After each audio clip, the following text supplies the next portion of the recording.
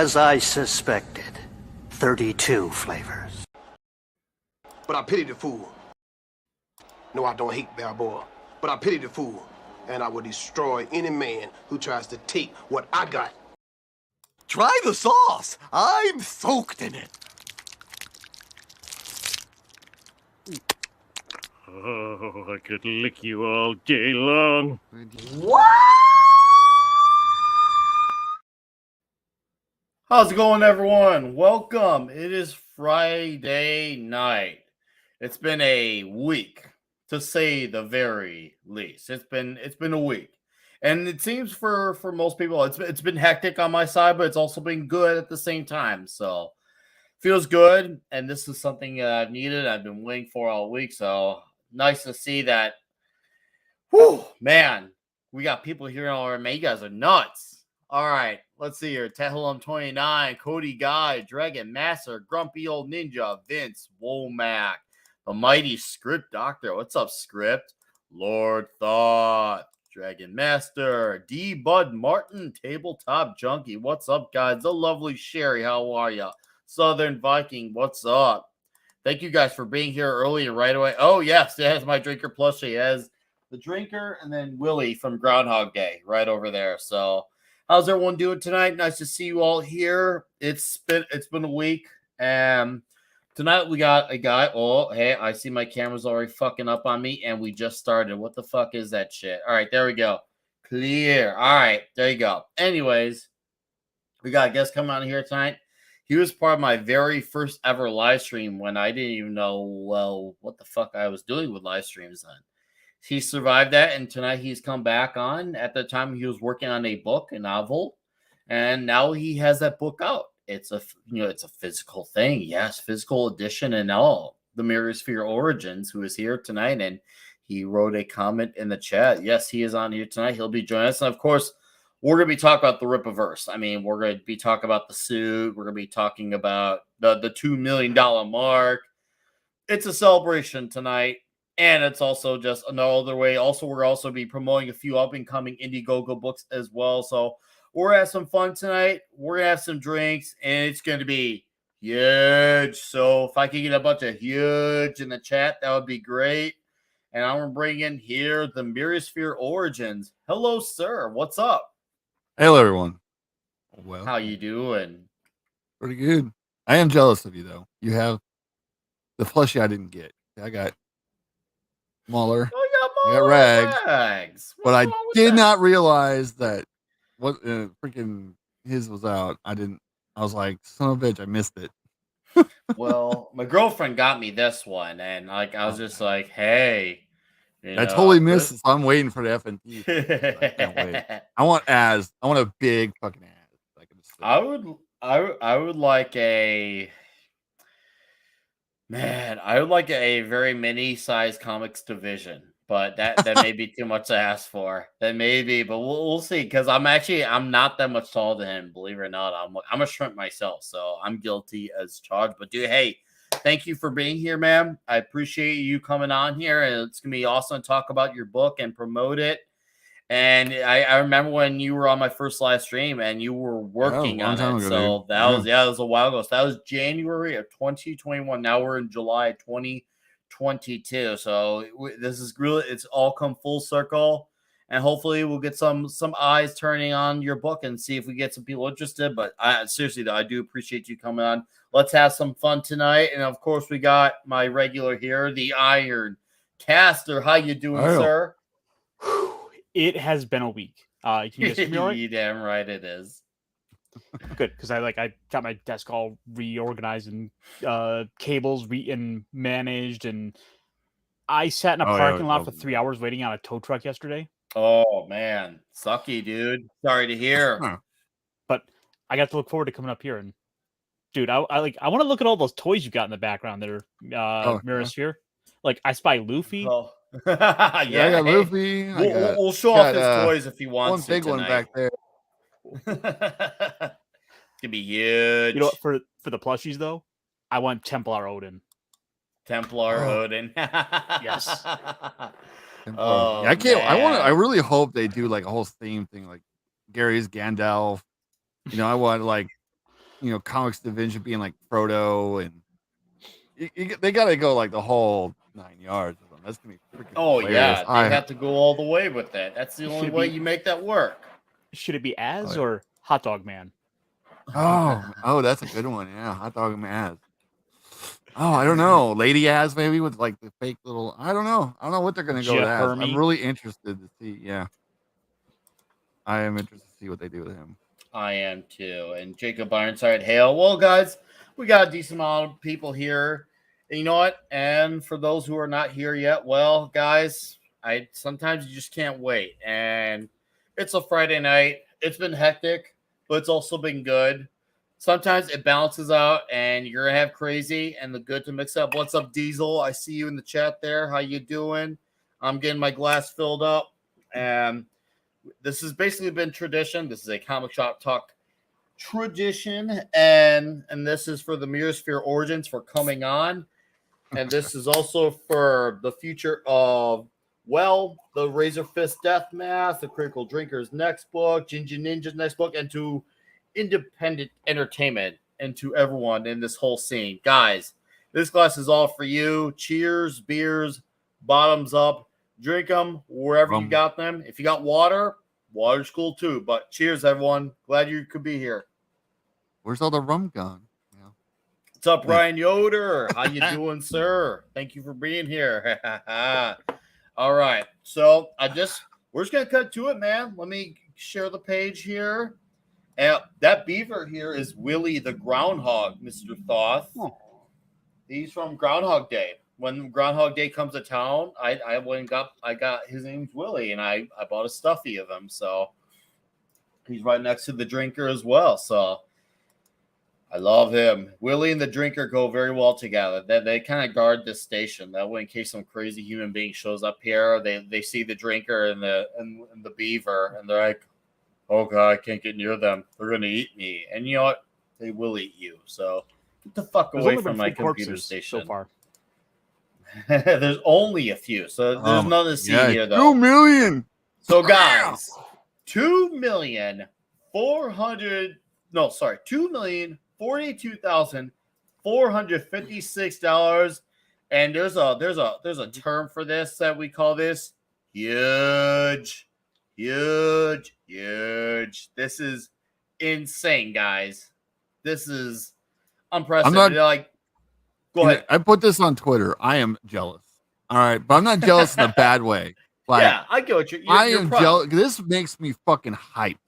Yeah, I'm jealous. This dude just made $2 million. You know how much I would kill to make $2 million on my book? I made like $20 right now, which is fine. But this isn't like a bad jealousy to me. This is like, like I'm using the jealousy I have positive, like it like fuels me to make more stuff. It lights a fire under your ass. You're like, holy shit, this is awesome.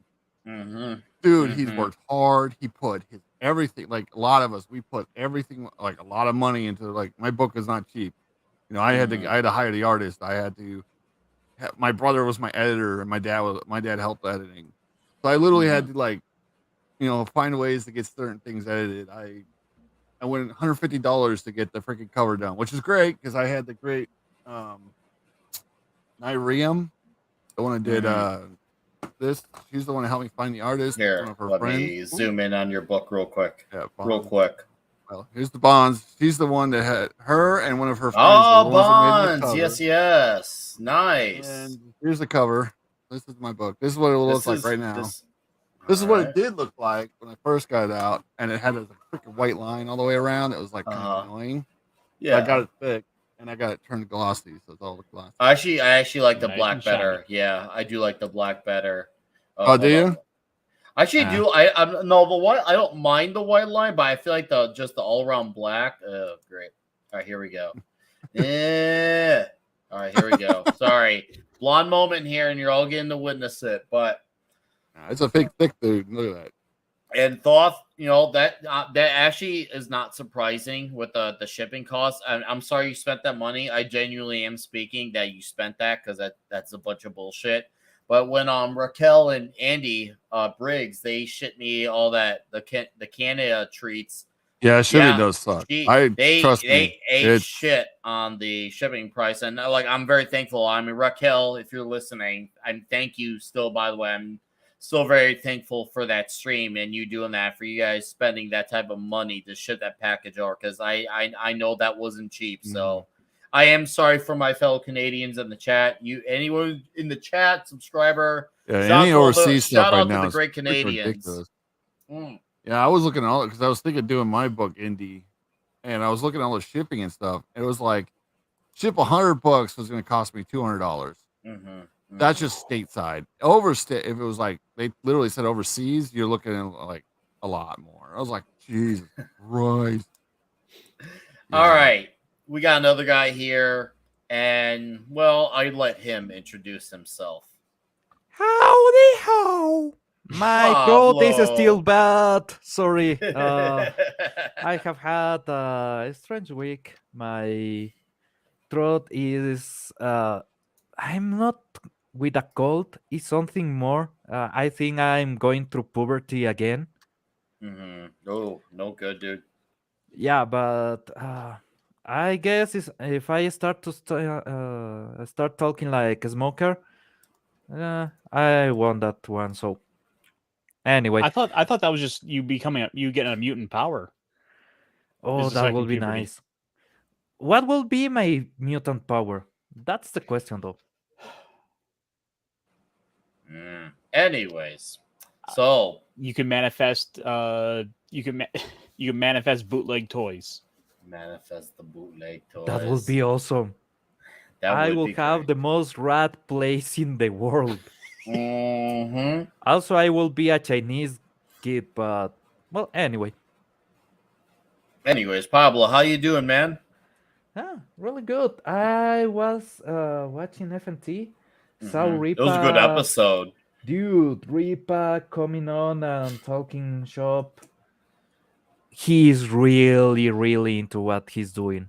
And he's so into it. It's inspiring to watch him. It really, you feel motivated watching him. When you see his energy on screen, his enthusiasm is like no other. Seriously, I love how enthusiastic he is. And I also script, and I see you in the chat, dude. So someone sent to him as a super chat, because I remember script was mentioning he should have put out the powers.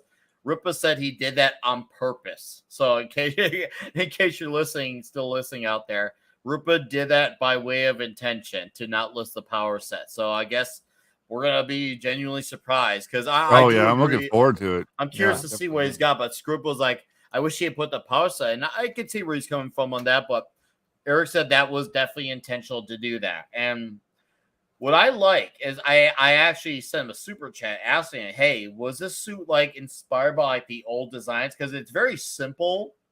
Yeah, it looks like old color. Yeah, old hero. Yeah, it's definitely a risky thing though.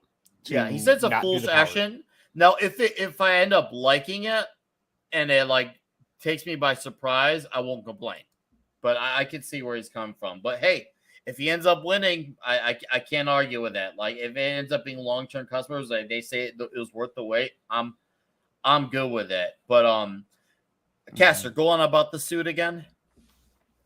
Oh no, I was just saying that to kind of take off from what Script was saying, that it is a bit of a risky thing to not put out the powers, because you don't necessarily know what kind of hero the character is going to be. What was the power set?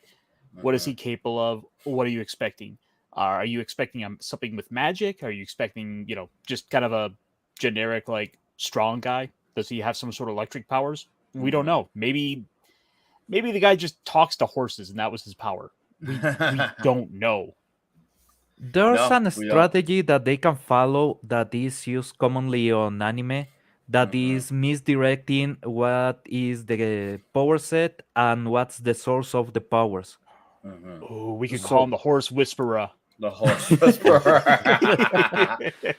No, but funny. You can just use some powers at the beginning and have a random setup of how does he get them, in which way he's using them, but then just slowly start to just give hints in the story of something greater or something more negative, even because there are some animes where you can have a power set that is supposed to be for the good and ends up being a demon power set or something like that.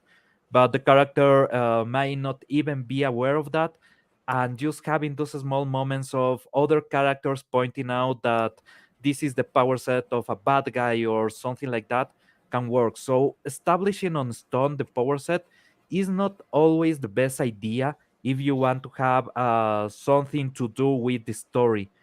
If it's something that happens at the beginning and you can see the beginning of the powers, then you need to go straightforward and say this is the power set, or at least this is the base of the power set, because then you have a hard magic system or a hard power system. Also, you need to show, at least at the beginning, if you can, one of the top tier, most powerful characters that you will have. So if the character is starting to evolve, you can see where it should land, and you have these expectations on how to get there. For example, there's this manga series called Hunter x Hunter, where they have Oh yeah, I shown know. you, Yeah, yeah, the badass. top tier players on that, that the main character Gon is never on that level, uh, just on one moment. And actually, I don't want to spoil how and why, but let's say that having that amount of power is his undoing on the story, and actually he has to pay a lot for using that amount of power. But you see the top tier, and the top tier is crazy amazing what they can do.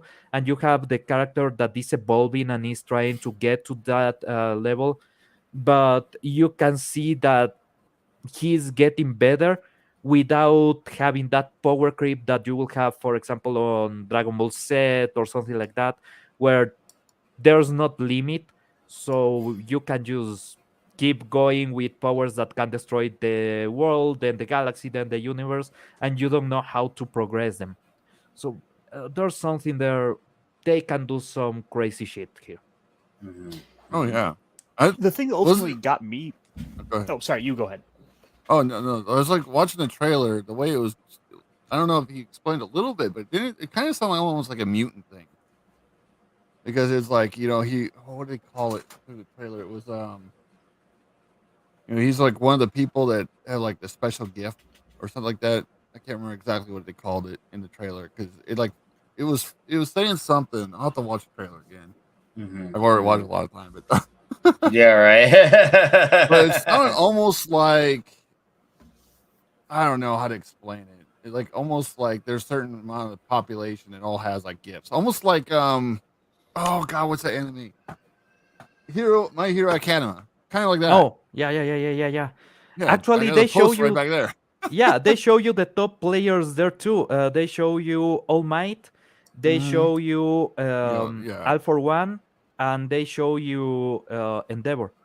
So Yeah, you dude, have I love fucking yeah, you have that power level almost completely set, but you know that this small group of heroes will get better than that. For example, Deku, you know that he will get a bit better than All Might, but you have a basis. You have no idea what he's going to yeah. do. Yeah, because it's all been passed down, so it's kind of like taking powers from other people over the time and kind of combine them. And I can't wait to see what happens, dude. Is the now he just combination? got. I think one of the last thing I saw, the main character got like a whip thing, like a shadow whip or something like that. And I'm just like, man, what are they going to come up with that? I'm kind of excited because it's not. I like it mostly because it's not like generic superhero. Like you got All Might, who's like, he's not really Superman. He's just fucking powerful. He's like old school Superman. Yeah, he's Power Man without the flight. Because before when Superman didn't fly, he just jumped.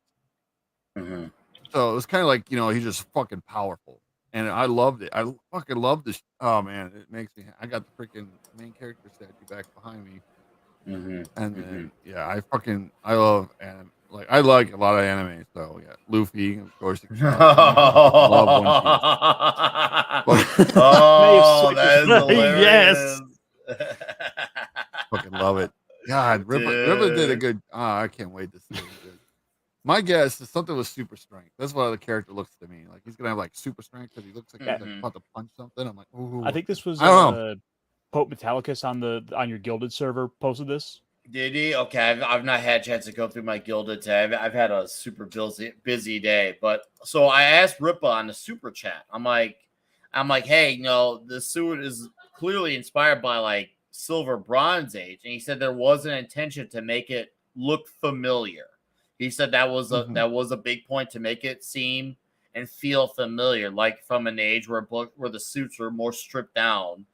And I said thank you for not have it be so busy too. And he was actually very thankful because that's what they wanted. They didn't want it to be some super scaly suit, which has become all too common nowadays. Some outfits have pulled up, but most have not. And I do like that he went for that with Isom. I think even Yara has a really cool suit as well. And obviously, I know people seem to be really about her character and the way that the character looks too. It almost looks like looks like the Carol Danvers Miss Marvel for inspiration. I could be wrong, but I do feel a little bit of that out of that. And once again, could be wrong. Just that's all speculation here is all I'm getting at. I thought a bit of Emma Frost. Actually. Emma Frost. I thought actually a little bit of that too. Oh yeah, a little bit of that too. Yes.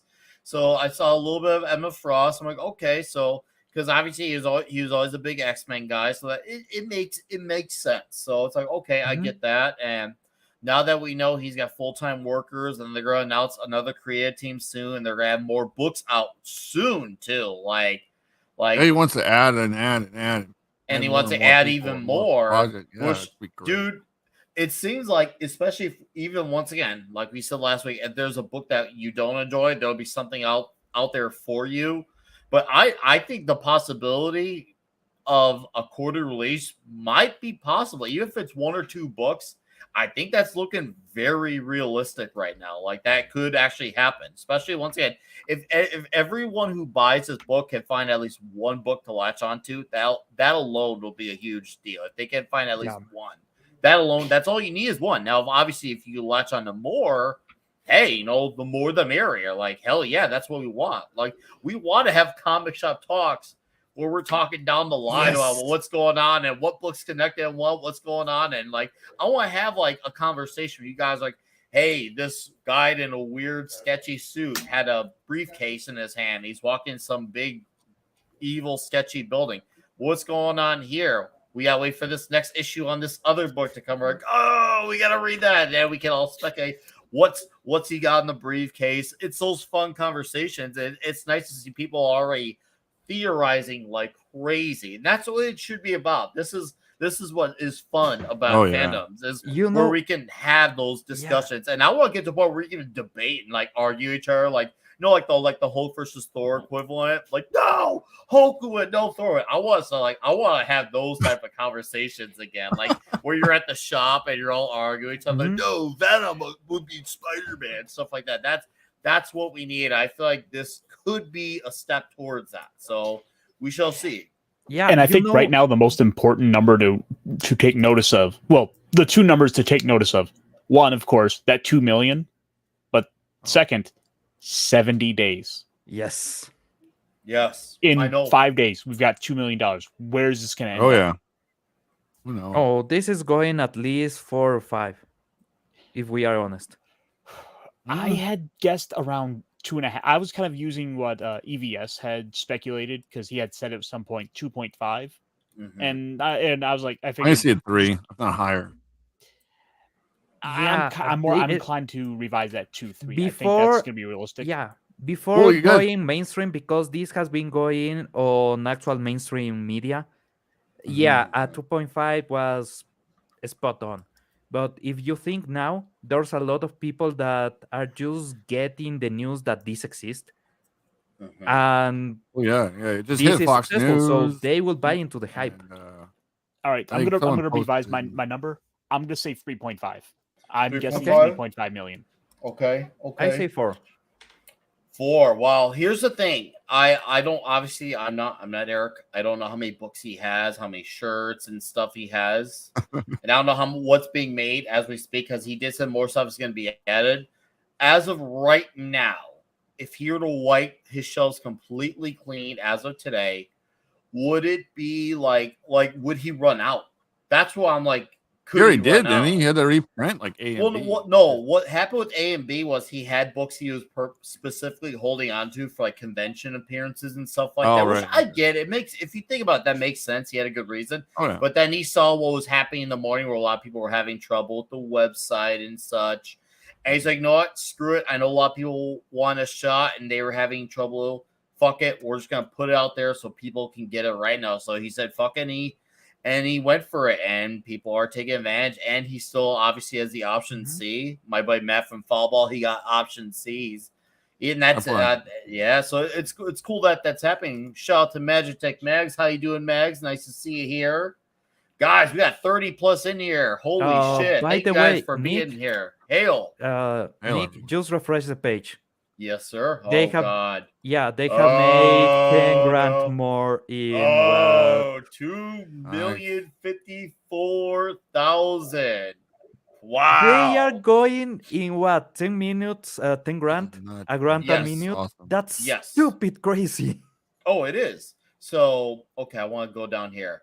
This is I'm gonna show. This is the shirt. I got cover A, and I got this shirt because I like the simplicity. Once again, I'm a very simple guy. I like the simplicity of the shirt, but it also reminds me of like a lot of my traditional superhero shirts where they just have like the center image, and then the rest is just like a random color. Like I have my Hawkman shirt like that. I used to have a Booster Gold shirt like that. I have a Human Torch one like that. I like those very center image of a colorful shirt, and this reminds me of those shirts that I own. And I'm like, man, once again, it's familiar but new, so it's so cool. So I got the shirt in cover A because as much as I want to get more, I'm like everyone else. We all have our budgets, but hey, if you were able to get more wherever you are in the chat or on the panel, hell yeah, badass, freaking awesome, because he deserves it. But I'm like, okay, if I'm going to get 2 items, what can I make out? And I'm like, I really like that shirt. That shirt really stuck out for me. And I could see why people got the Rippaverse shirt instead, but for some reason, this shirt spoke to me a bit more. What do you got, Caster?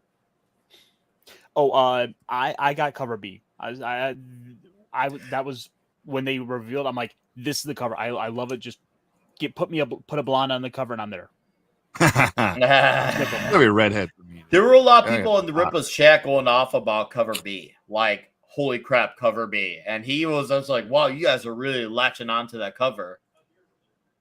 Oh, nice. Junkie got a cover. I'm waiting until next Friday. That's payday for me. So I'm waiting for next Friday to get. Hey, maybe human. Hey. I'm glad it's lasting another 70 days because I was like, shit, I don't have enough right now to pay for it. I'm like, all right, if it's gonna go past next Friday when I get paid, great. Because if I can convince my wife I can go all out, then I'm gonna go with like at least a signed. I gotta get a signed because I have a feeling this is gonna fucking be. I'd like to see him do stickers. Oh yeah, stickers. Simple. I would be down for stickers. I want to get the card. I do want to get a poster. I actually do want to get a poster too. So okay, I'm gonna see if I can. All right, there we go. So I can get a better look at the image here. So okay, so I can see where you guys come from with the. Hold on, shit. No, okay. Actually, since we have that angle is all weird. Okay, damn. Let's. What do you guys think about the costume here? Because I mean, we spent a month and a half just breaking down Batman and Iron Man costumes. I like how bright it is. I come from the point of view of brightness. I love brightness on suits. For me, that's like one of my favorite parts when the suit is very bright.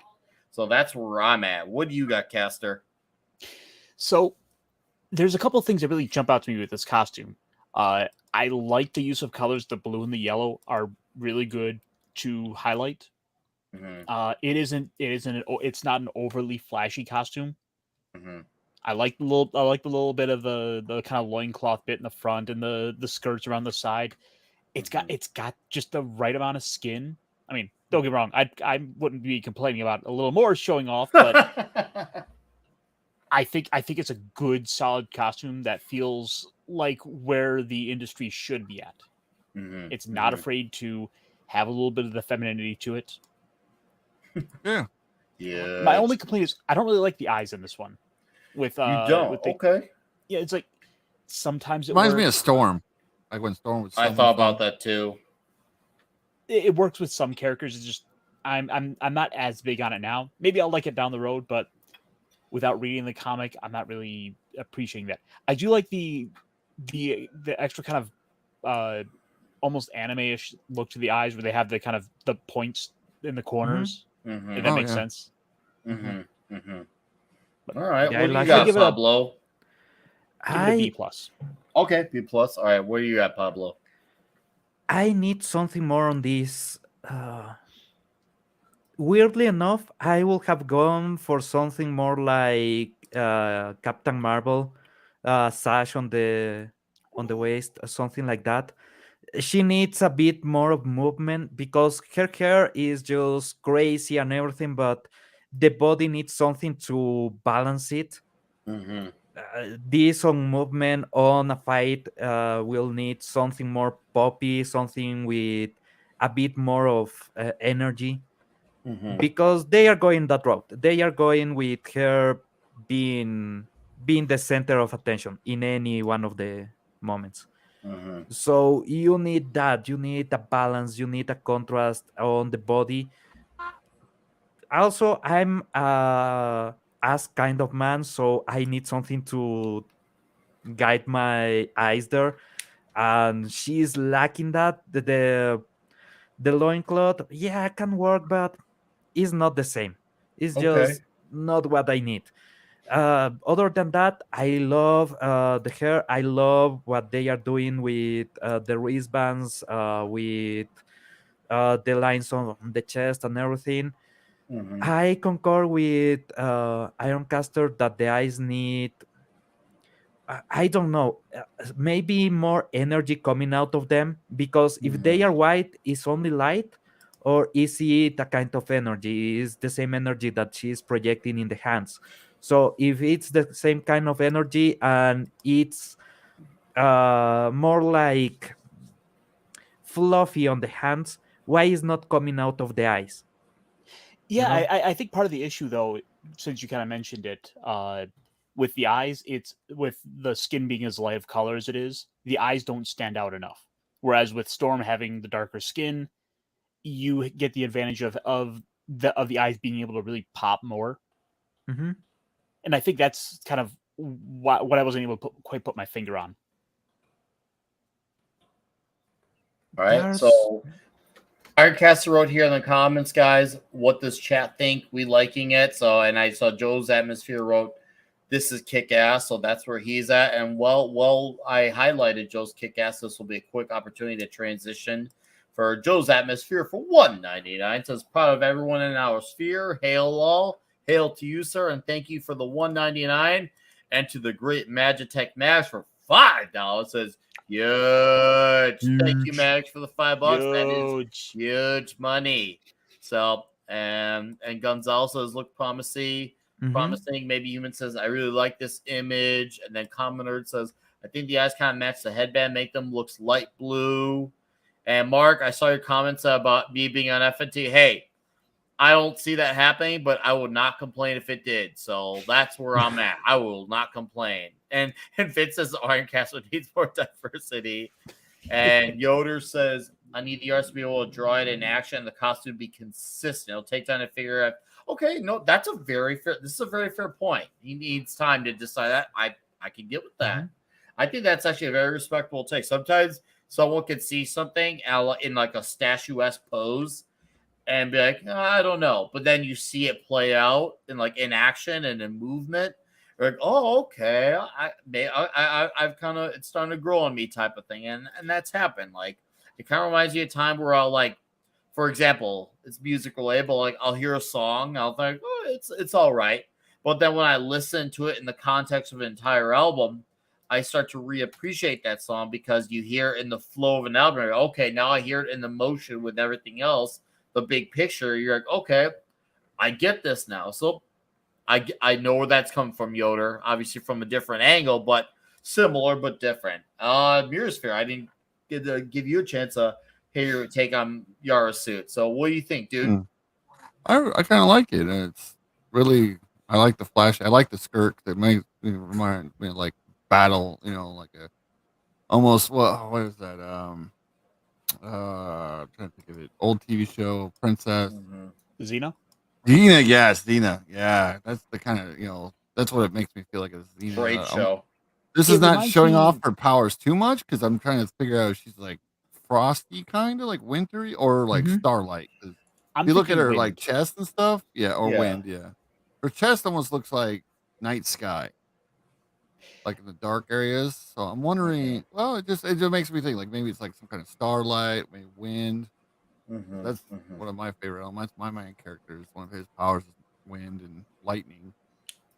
And people are sounding off in the chat about this one. Thank you guys seriously for being here and sounding off on this. This is great. Obviously, everyone's really excited about this.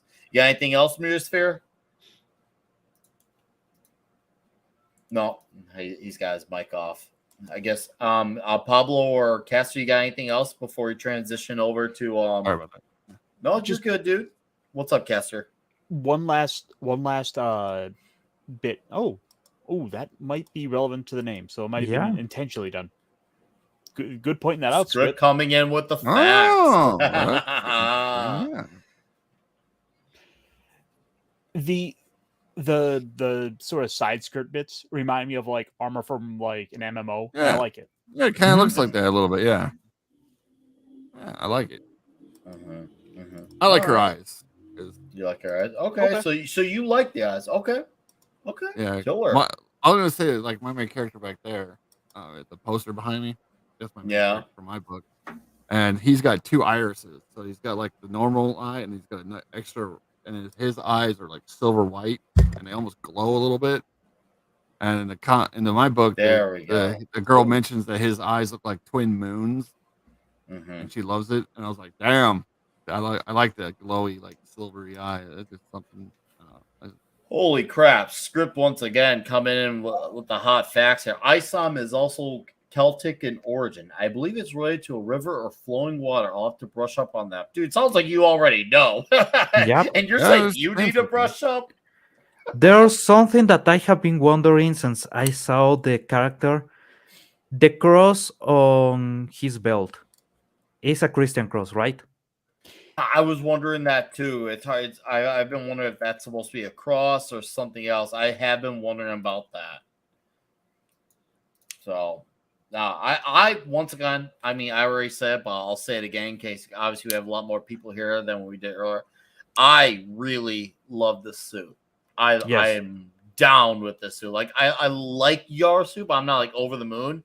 Isom's suit, I am over the moon about. Yeah, this is really great. I like this suit. That feels like a good throwback. This suit. This is the one that speaks out to me. This is probably why I'll eventually be backing a poster, especially if I end up liking the book. This will be a go-to for me. Is Isom's suit. I think this is a great suit, and once again, the simplicity. I like the color, the way the colors are balanced. The colors are very balanced too, which is what I like. You got two colors; they balance each other out. And he actually he feels and looks like a superhero, and it is not ashamed of it. It doesn't like, oh, we gotta like make it look like not cheesy or like make it look serious for like a movie adaptation or something. It looks like it's made for comic books by comic book guys. And script here, costumes need to be detailed enough that a 5-year-old can draw them, and you'd recognize the character. Anything more superficial. See, that's what I feel like with this character. Man, dude, you're killing it. You should be in here. This color distribution and the color choices, even it's 80s, 90s. Okay. So I will go with that era. I know there's something else I want to see in action, the character a bit more, because we haven't had a good chance to see the back completely exposed. We haven't seen every detail, but yeah, it reminds me even I will say Romita Senior, to be honest, on the distribution. Really? Okay. Interesting. All Yeah, right. I think it's would be interesting. Just because I'm thinking down the line, like to get an action figure. This, like, I'm thinking of those kind of like, I don't want to say lower, like kind of like some of those early '90s action figure, late '80s, early '90s action figures where you only got like 2 or 3 points of articulation to them. And I'm just kind of looking at right where the black and the orange, which, by the way, I think is a good color choice because you don't see it as much in hero suits. Mm-hmm. Yeah, That I can just see I'm it an as orange guy. I can see that as just like for very simple articulation, you just like right where the black starts on the shoulder. Mm-hmm. yeah, exactly that part of the shoulders remind me of the X-Men as Romita used to make them. Mm-hmm. That clear cut just on the shoulder, and then you have the contrast directly. That some I need to see more of this character. I need to see him on movement. You know what? Script Doctor made the point of it being simple enough for kids to draw, Yes. and I'm just reminded of how many times as a kid I tried drawing Spider-Man. Uh-huh. Oh yeah. Trying to And get all the Deadpool. webbing. I am in Deadpool. Yeah. Those are my two see, you favorites. can still just draw the red and the blue. And like, that's Spider-Man. You're like, okay, you get to do the same thing with Superman. Like, you don't have to draw the details on the belt for a kid, but you could say, okay, draw the red and blue, that, and once again, and put the cape on. You're like, that's Superman. And once again, script, man, dude, DC Superpowers action figure models are awesome. Would be a great model for Rippaverse characters. And Esaj, what's up, dude? I said, can't wait to say, seriously, guys, thank you guys for the suit. And yours, like, my only criticism is the suit's body paint. I prefer not count the ab suit. See some definition, yes, but it's a bit too much. Okay, hey, I see it as a suit, but you were allowed to be honest here, man. Definitely skin tight. It is old style superhero. Yeah, exactly. Well, Spider-Man's was. I mean, especially Spider-Man. Tom McFarlane days. I mean, that pose he did on the Spider-Man #1 cover, you could see, like, let's just say some details if you know where to look. I won't go too far. So anyway, so that's the ISOM cover. We'll take a few more looks at things, and then we're gonna transition over to Myriasphere's book. So where's it here? I do like his cards. Like when he showed them off on his stream, they're not like little bitty cards. Yeah, right. No, those things are massive. Massive cards with like details and everything. I was like, oh. I can be throwing things like ninja stars and actually hurt someone. He said that those cards were more expensive than the books. Focus on the bad guys. Scroll a bit up. There you go. Let me zoom in. There we go. These definitely look like villains. Yeah, if you see, there's more reinforcement on the cloth and everything, so you don't see that much definition. You see it more like a skin suit that has a lot of padding, a lot of protection. So there's a direct contrast with Isom. He is just, yeah, he is more like. First thing I get. Yeah. I actually do like it. The cape, I like the color. It's a good color choice. One of the things I like here is you have this good trinity to them, where you have the big buff masculine one, the feminine one, and then you have the mysterious third one. I want to know about him. Can we just try to make the image bigger a little? Yeah, of course, dude. Yeah, just give me a moment here. Let me go to that page. All right. Well, is that good? Or more? Zoom it a little bit. I want to see something on the face of the guy with the helmet. Whoop. There we go. Huge. All right. Like, I'm getting hints of, like, the leader comes to mind. Yep. Or Snake Eyes. Oh, He's covering his mouth. For some reason, I'm thinking about his color. Maybe he has something to do with Isom, like some bloodline or something. You know, I did not think of that. That's a good point. And you know what? I'm Yeah. going to do that. Let me stop the screen, yeah. and Actually, we're gonna. you can even just like right click and open the image in a new tab. That's what I'm and doing right bypass that and save. now. I Yeah. got it. We got Because this, guys. this is my reasoning. If you are covering the Is face that from the better? get-go, yeah. If you are going all that way to cover the face, and the only part exposed is just the mouth, there is where you can signal huge revelation without being too obvious in the character. Yeah. I'm not Yes. D-Bud's right. Green, a typical supervillain color. It's Yes. purple. Well, I don't know if they're super villains though. They could be just like because they were talking like mercenaries and stuff, and like in the trailer. So I'm wondering if this is like a mercenary hero. All right, guys, we're gonna welcome to the comic shop talk for his first Hello, time Script. ever, Mr. Script Doctor. How are you, sir?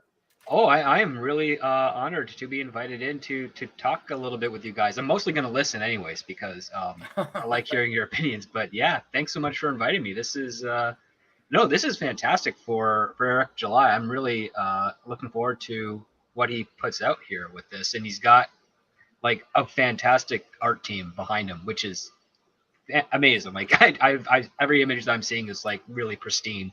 And it's a nice reconciliation of like the peak of 70s with peak 90s. Nice hybrid there that I've noticed. It's not like you remember in like the early to mid 90s, everything was like really exaggerated and blown up huge. Like the muscles were muscles on Papa Muscles. Rob Liefeld's famous for doing some of that stuff. Yeah, dude. Pepperidge Farm remembers. Yeah. But I like this because I like the fact that he follows the KISS rule, which is keep it simple, stupid. Like it's just it never fails. Let the complexity come out with all the other aspects of your story, your characters, their conflicts, their drives. Don't go so overly detailed or overly complicated with like costumes and things that just don't really matter at the end of the day. And that's what I really appreciate about this, the limited parts of art that he's revealed, because what is this, 96-page book? So we only got a couple of pages. So yeah, this is gold. All right. Thank you, Script. So I didn't think I saw your comments on Yara's suit, but I didn't get your comments on Isom's suit. What did you think of Isom's suit? Did you like that one better, or did you feel impartial to that one? Oh, me? Yes, sir. I think Isom's suit's great. It's basic, it's simplistic. That's kind of what you want. Again, like I'm big on subscribing to the rule. Like if a 5-year-old can draw it, you've achieved recognition that you need. Like that's just the basic thing. Like all you need for Superman is basically a diamond and an S on a blue shirt, and you've got it. Holy crap! Like Spider-Man is red and blue with a spider in the middle. Batman just a bat on a gray chest. Like those types of things. That's all you need. You try to draw something like Cable. Cable is a little bit trickier to do because he has giant shoulder pads and the straps, and you can do it, but it's like, are people going to recognize that's Cable or just some buff dude in pads? No, well said, dude.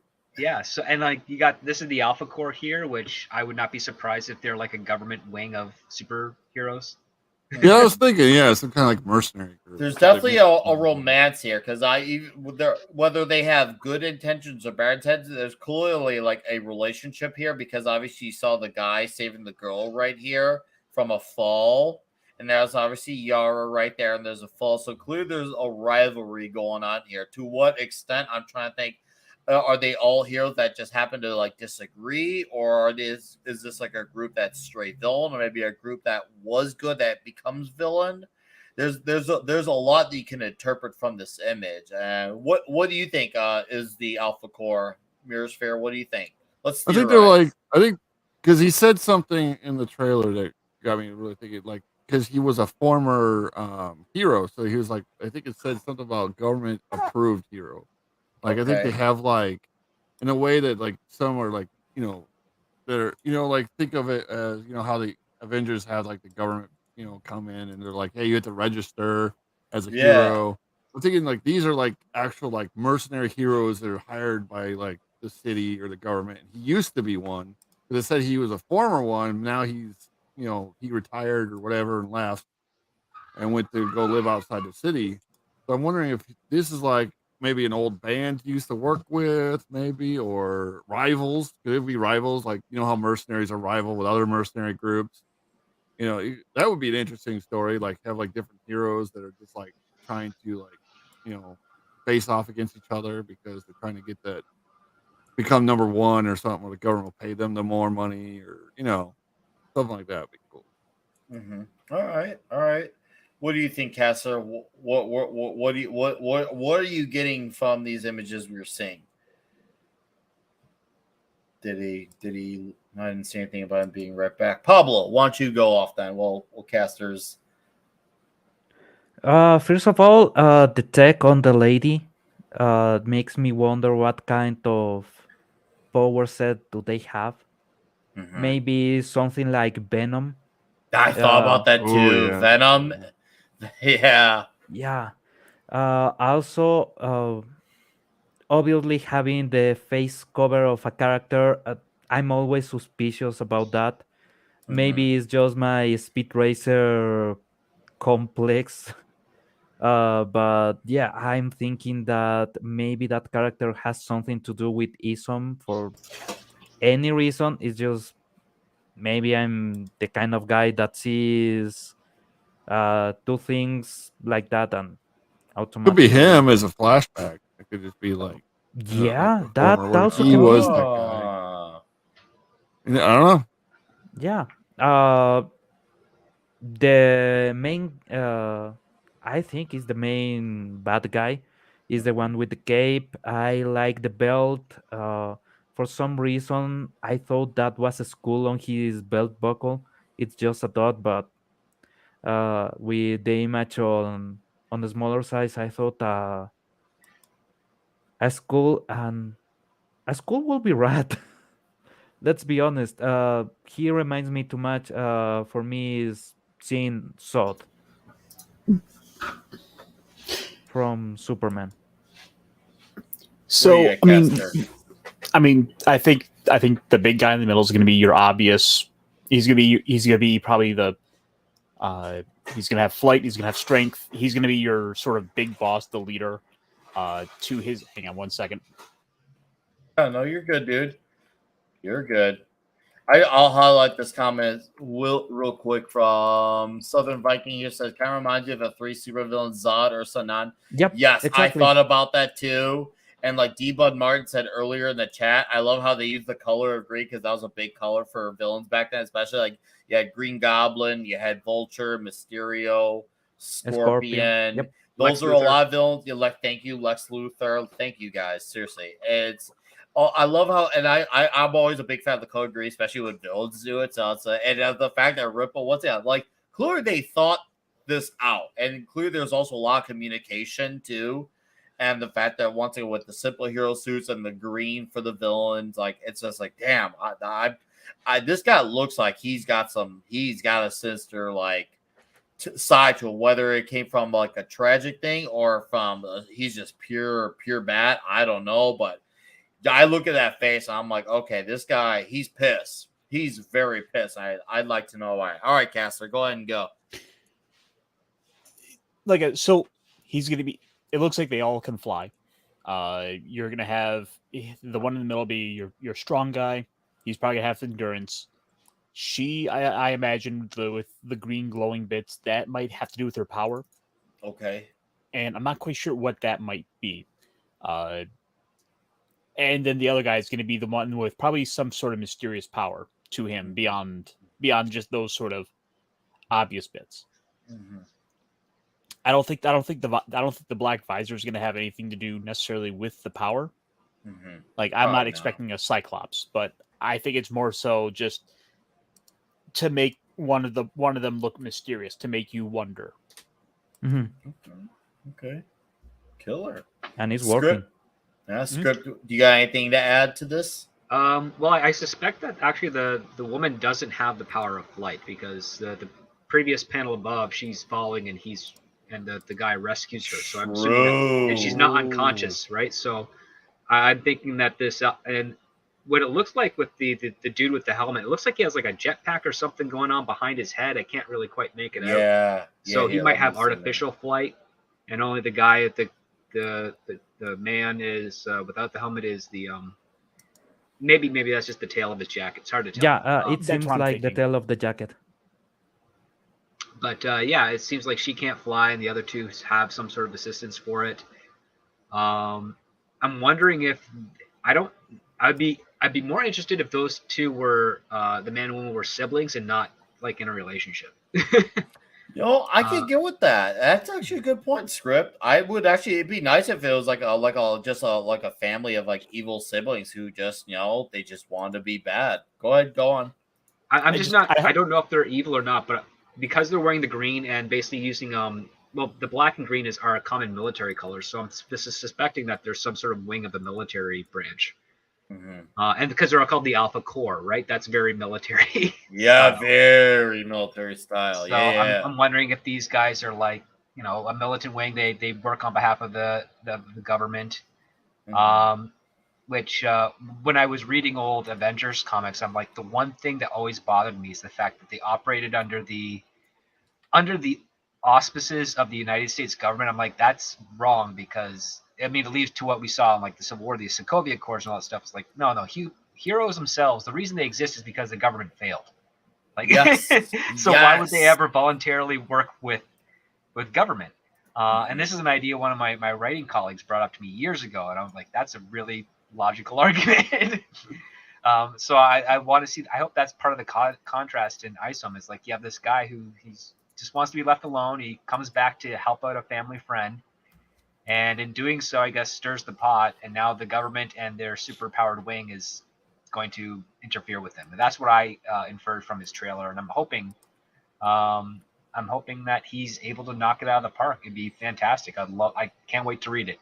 So, I got my signed copy in coming whenever they start saying they ship. But yeah, so that's what I'm getting from the pictures. And I like these types of conversations because I like the fact that it stimulates our imagination and our hopes for what's going on there. And it does exactly what Eric needs for his brand, which is this build up more community, more talks, more discussion.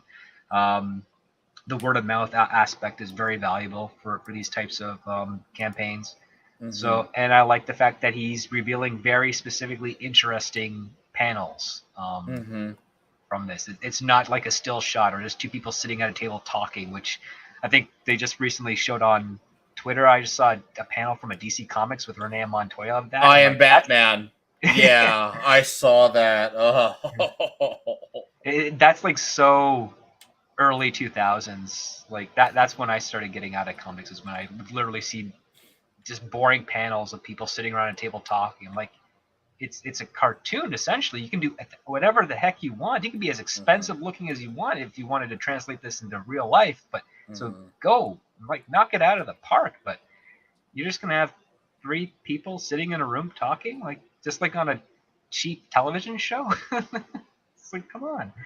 That's what I like. There's always action in all of these three panels. Just on this one page alone, there's a lot of action. There's like emotion in Yarya's face. There's that woman falling. And you have the swoop, and you have like the green trail of his flight path coming into catch her. Oh yeah, you're right. Yeah, it all captures the beautiful motion of what's going on with these images here. They're really well put together. And he's got, I guess, Eric's has a couple of artists who quit from the main part of comic book industry. And sadly, because I haven't been following the current era stuff, I'm very lost on a lot of the current comic book artists that are out there.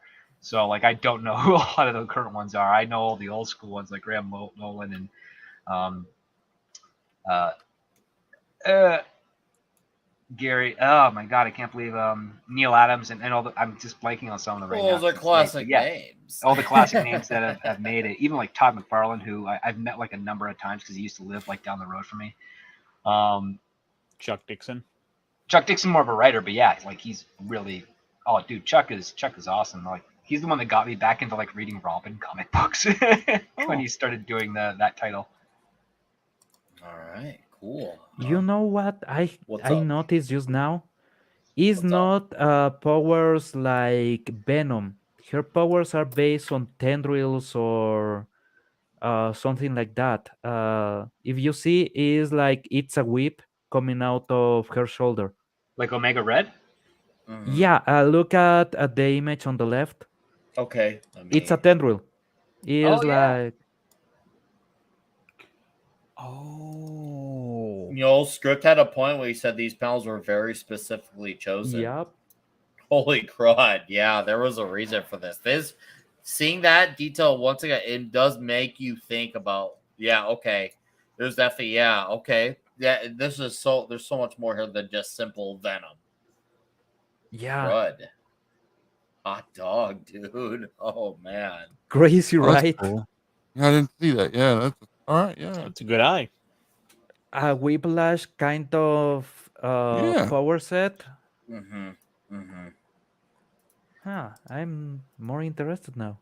Okay. Here. Okay.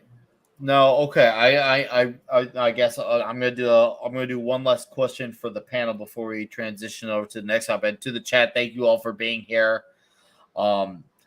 Myriasphere. Obviously, Isom is supposed to be like a street level character, apparently, and I guess Yara will probably have some powers.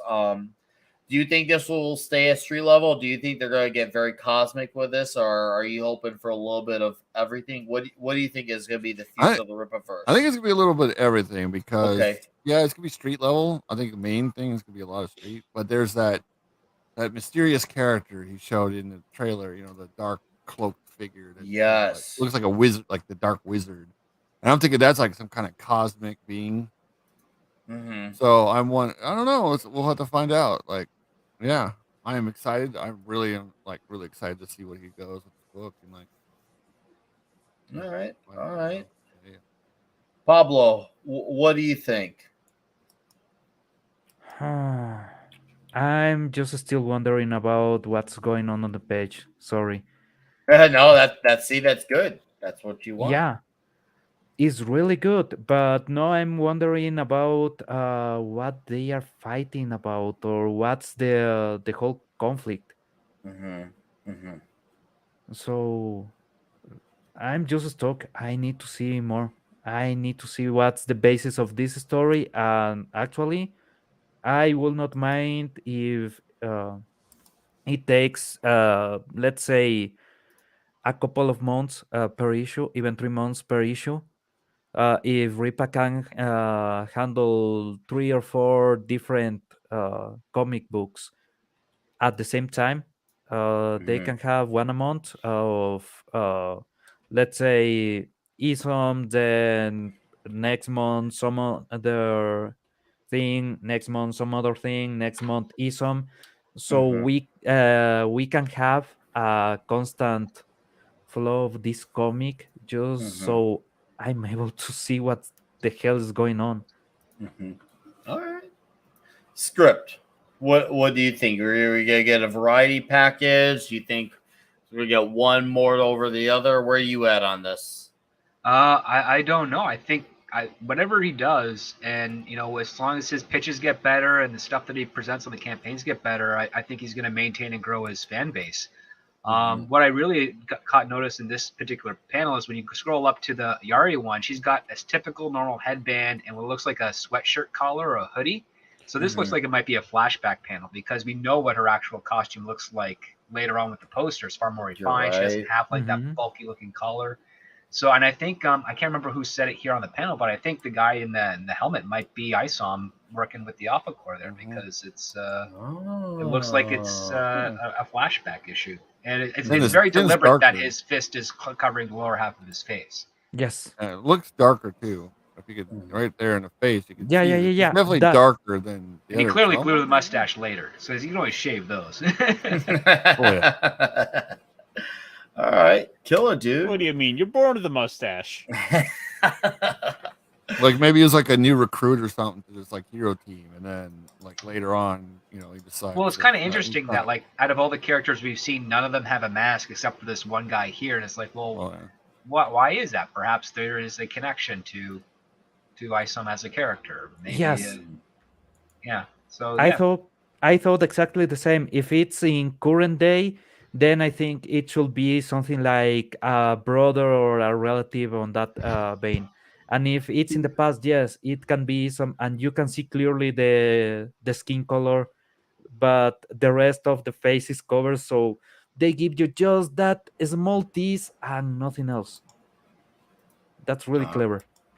All right, killer. And last but not least, Mr. Ironcaster, what do you think is the possibility of this going forward?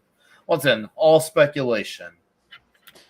So, given that curveball of this being a possible flashback has completely thrown me now, because it's got me questioning a lot of my own predictions that I had before. Mm-hmm. And I think a lot of what you guys have presented is very plausible with the flashbacks and this, and it's got me putting more chips on to that actually being Isom. But I think going forward, it'd be kind of curious to do. Maybe kind of take a page out of what Marvel does with the MCU and use this to introduce to effectively take a character from this in, let's say, in our third book. Mm-hmm. That they can they've got this out now or are about to. The second book is something they've already got basically in the pipe to come next. Mm-hmm. Now they could look to say, okay, book 3, let's take the feedback from what people liked from this book, let's lean into that, and that's where I think they might go. Okay. I mean, they did say books 2 and 3, like the next couple of books, they'll basically start immediately. Yeah, no, and I know Rippa's already on his book, which sounds like he's doing Isom, and he's got other guys who are doing other books as far as the writing aspect. So, and that's good. I mean, that makes it once again feel actually universally like a universe. Like, oh yeah, okay, we got teams here. We got this team for this book, that team for that book, that team for that, and that. What that is once again, that is connecting the dots. It's like, okay, we got this unified universe. You got some of the more mystical characters here, street level characters here. You got some characters in the between there, and yeah, I think it sounds like we're actually gonna have we're on the what's the word here? Cusp. The brink. We're on the brink of a full blown universe of characters, and I hope that's what it is, and whatever it turns out to be, hopefully it's just ultimately well executed regardless of whatever it is, because at the end of the day, no matter how pretty your pictures look, you gotta still have a good story with characters you can connect with, whether it's on an emotional level or just like like holy crap, like this guy's like this Pablo was like, wow, like I want to be like that, or that guy's super like shredded, I want to be like that. Like we want to have that inspiration to aspire to. We want to have characters who are actually being actual heroes and not questioning their path towards villainy like a lot of modern writers do. Every now and then there's a time and a place for gray area characters, and I feel like there's definitely a place for that. But nowadays, it's becoming so much more common. It just feels like we forgot what heroism was. This book seems to be a lot more definitive and clearly defined on hero and villain, at least from what we're seeing. Once I could be wrong, and I'm going to lean to some Last Jedi words here, but we might have our expectations subverted. But I could be wrong. It's a fun conversation to speculate on. So that's all I got to, unless you guys got anything else before we transition to the next topic. I just have a question. Do we know the genres for the next couple of titles? The what? The genre is gonna be superheroes, or is he going into some other genre too? Like sort of sorcery or something like that? Here's what I listened to. I was listening to one of his streams about some of the books. He said that because someone asked him, like, hey, are you ever going to do like a book like Invincible or The Boys where it's like super brutal? He says when there's the characters that fit for that type of thing, we will go there. So it seems like they're entertaining ideas of different like types, but it's all going to depend on when they have the right characters to fit that. And that's what I got out of his comments. And you know what? That's fine. Not every, you don't want to just say, okay, this has to be this way. So you want to be natural with your characters and go with the flow of the story. And hopefully, maybe we'll actually have I guess Eric can get into the whole position of editorial and actually be an editor or hire someone. That way, when they have an editor, they can have deadlines, and have deadlines that say, okay, we got this book out on this time. That way, we can keep up with a consistent schedule. And then with an editor to keep everything connected, and then editor say, okay, this is the street book. This is the sword and sorcery book. This is the fantasy book. This is the dark and demonic book. So we'll see. I mean, yeah, obviously it sounds like he does want to cover different aspects from what I gathered from his terms. He does want to go to different places. Nice. I think my last hope is I hope he gives me a good spaceship I can add into the background here. Oh yeah. I hope his fan base is brutally honest with him, because he literally made a call out saying, we want to hear your feedback. We want to get better. Yes. And creator that's wants brutal. And that's really hard to do in a fan base. Like, fans don't like to be honest, or at least they don't to see the things that are in there. Like, if I can free up the time for it, I will gladly review this book and be like, and I'll just be the honest person there. Like, I'll tell him everything that's great, everything that's bad, and hopefully, I mean, he doesn't have to listen to me. No one does, and that's fine. But like, I just want this guy who's got such a great start to his company to do better and be better and grow, because if he don't, he's then gonna, worst case scenario, he ends up like a DC Marvel, and he doesn't want that. I don't want that for him. I want him to be able to write these things till he, can't lift a finger anymore, and has to pass them on to another generation that'll honor what he built. That's the ideal sweet spot for it. So I really hope that everyone, if he knocks out of the park, we tell him, you knock this out of the park, man, keep going, keep doing it. And then as soon as he maybe dips a little bit, be there to catch him, be like, yo, you went this direction, you didn't have to do that. You're right. We should. Because if we didn't do that properly with, say, the prequel trilogy of Star Wars and some of the EU stuff and things with regards to Star Trek and whatnot, they would never have gotten to the place where they are now. And that's I was saying something to the same effect on Tuesday.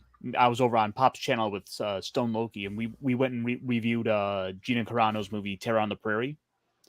And we were kind of having the same conversation there, that we gotta be honest about these things. We gotta say what's good and say what's not, because otherwise you're not helping. It's like, you don't want to suck up. You want to be brutally honest. That way you can't be an alternative. You can't be an alternative unless people give you that criticism. That's the problem with like a lot of the companies now, is they won't accept any kind of negative feedback. It was like looking at the reviews. Looking at the reviews for that movie, for example, everyone giving it a perfect 10, and then everyone giving it a 1. It's just neither one is helping, and they're both in there for like biased reasons. Like, that movie, for example, was not a perfect 10. No, definitely is not. I kept it honest on my review. I gave it like a 7, I think, or 7.3, something like that, and that's where I was at. And I felt like that was more of a fair score that should be in line with that. Or I could see if people even gave a 6, I can understand why. Yeah, I think the directing actually hurt the movie more than anything else, because it was directed very pretentiously, and because the cast was fantastic. That guy who was like basically surrounding the farm and leading those dudes, he was phenomenal. I loved him. I totally got where he was coming from, what he was doing, why he was doing it.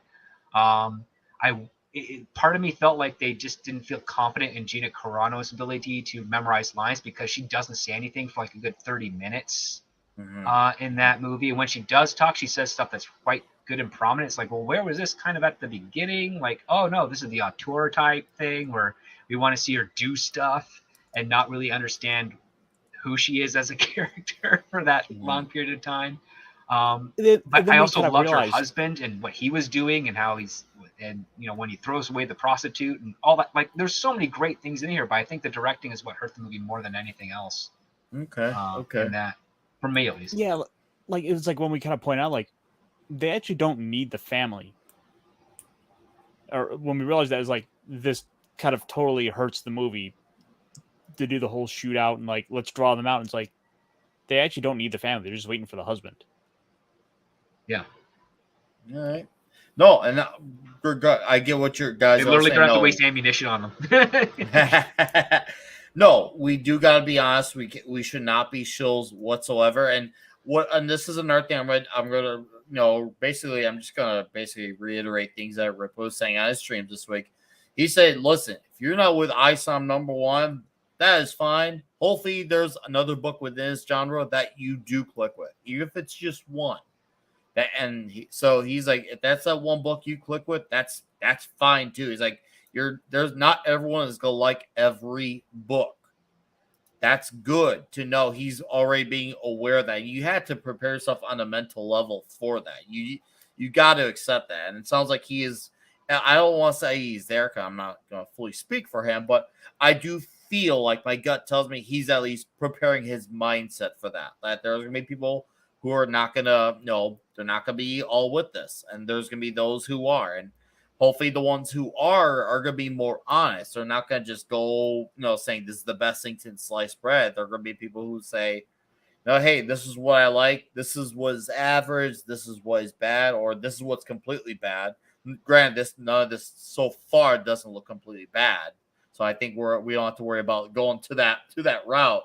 But we definitely constructive criticisms needed. So these writers, these colorists, these inkers, these pencilers, these editors, they can do a good job and continue to get better at their job when they have people who want to guide them in the right direction. Absolutely, because not woke is not good enough. I mean, that's basically it. You would think that'd be common sense, script? You think, but I mean, no. I mean, listen, not woke is a nice respite. But again, at the end of the day, it's not going to last the test of time if that's the only thing you got positive about it. And yes, sir, that's what we want out of our entertainment, our art, our philosophy, our ideas. It's like these things got to transcend the moment. And I'm hoping that's going to be the case with this. I mean, Cyberfog is very much. I mean, it takes place in a different time period, at least in the beginning part of it, and then it jumps to kind of like an alternative present day. But it's very timeless in its aspect because it's just about survival, just getting through one day at a time against those giant wasp creatures. Right. That's what's good about it. I mean, the fact that it's not woke is irrelevant because it's like, no, this is a story about survival and family and trying to do, right by you. And then you have some of the other comic books out there, and I'm sorry I'm escaping them. Like I do have them, most of them on my shelf behind me, but there's just a lot to go over there. I mean, I recently just got like Clint Helsinki's Blue Bombshell, which is basically a mockery of Marvel and DC superhero teams. I loved it because it totally made fun of those peak moments in the late 80s, early 90s of those stories. And you just don't have anything that's like that has that detail, that fun to it. The fact that it's not dated and whatever time. It's like, this is a general story. You can apply it to any period of time. It may have some similarities to current day or to another generation with regards to like, okay, telephones or internet or computer, whatever. That's irrelevant at that point. The objective is like, well, what's drawing us in? Well, it's the characters, it's their struggle, and it's them just trying to get closer and closer to achieving their goal with the least amount of repercussions as a result. And that's that type of stuff we all got to encourage and want out of those that have crossed the threshold from fandom to creator. Agreed. I mean, preach it, script. Totally. Agreed. Well, I think that's, I guess, as Andre likes to say, and with that will be our capping off of the Rippaverse topic for tonight. So we got our gentleman here, Mr. Myriasphere here. He wrote a book a while back, and I'm assuming it's got some art, but my guess it's ultimately a chapter book, but he can correct me if I'm wrong because I have not read it. But this gentleman here, he wrote this book as a response to him not being satisfied with the current climate of things. So, Myriasphere, why don't you have the floor? Tell the 30 people in here what your book is about, and I'll post the link in the chat for them. Yeah, when you link that chat, it's the link to the thing will go to my pretty much it's like an author URL that the Drafty Digital sets you up with, which is great because they pretty much they'll do is they set up because they have partners with all these different companies that sell your book, either an ebook or physical print. So you click that and you'll find like all the different things that they're partnered with, and you can just click on your favorite one and it'll bring you. But my book is right here. The Myriasphere Origins, Here, Darkness Rises. I'll zoom in real quick so the chat can see. So okay. It's about, I think it's like 500 pages. 500 pages. Okay. Around 500 600 pages. And it's fantasy was a little bit sci-fi, so it's got like there's the main characters, my art that I had done for my main character, my Arthas. And the other one is the shadow demons you'll meet in there. That's the shadow demons. Okay. So wow. Yeah, it looks those creatures look insane. Yeah. Okay. So now, when did you start writing this book? Oh, about 2.5 years ago is when I started writing. It was something that Gary said that really inspired me to start writing. He said that it's up to us to start creating, and any of us could become the next big thing. And I was like, and I've had this like because when I was in the military, you're pretty bored. So like before I was in the military, I always like screwed around because I love comic. Oh, I love comic. I love TV, like cartoons and stuff like that. And I like create my own like little fucking heroes and shit. And I created a character Arthas because I liked King Arthur, but I could never. I was playing a game FF11. If anybody knows what FF11 was, oh yeah, I couldn't get Arthur, so I went Arthas. Before I even knew about WoW, this is like way before I even knew what World of Warcraft. I didn't know no idea that Arthas, was the character in WoW. But I was like, okay, Arthas, and so I was running around as Arthas as my main character, and I've kind of stuck with that character name throughout since then.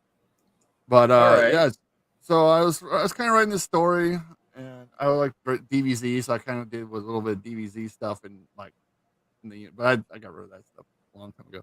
But so I was in the military and I was like bored all the time, so I started just writing up like little stories and stuff in my head in a little notebook when I was bored to help me, stay awake. And I never really thought about going and doing anything with it. And then Gary said that, and I was like, you know what, he's right. I never went to college for. I failed English class in college like 3 times. So thank God for my editor. Especially, and Grammarly helps a lot. That program is a lifesaver. And so I sat down. I started just writing it out. I wrote it out in a notebook first, and I had like 3 notebooks just full of like this story that I started pouring out. And then I took it and it changed a lot since then because when I went to the computer. 2.5 years. I sat down. I wrote. And the longest part was the editing, trying to find the cover artist. That was fun. And stuff like because I had to pay everything out of pocket. So I had to like save up so much money and be like, okay, this is how much I need to pay, for my cover artist. I need to find one that's like, hey, I could do it. But I tried, what was that, Fiverr, whatever.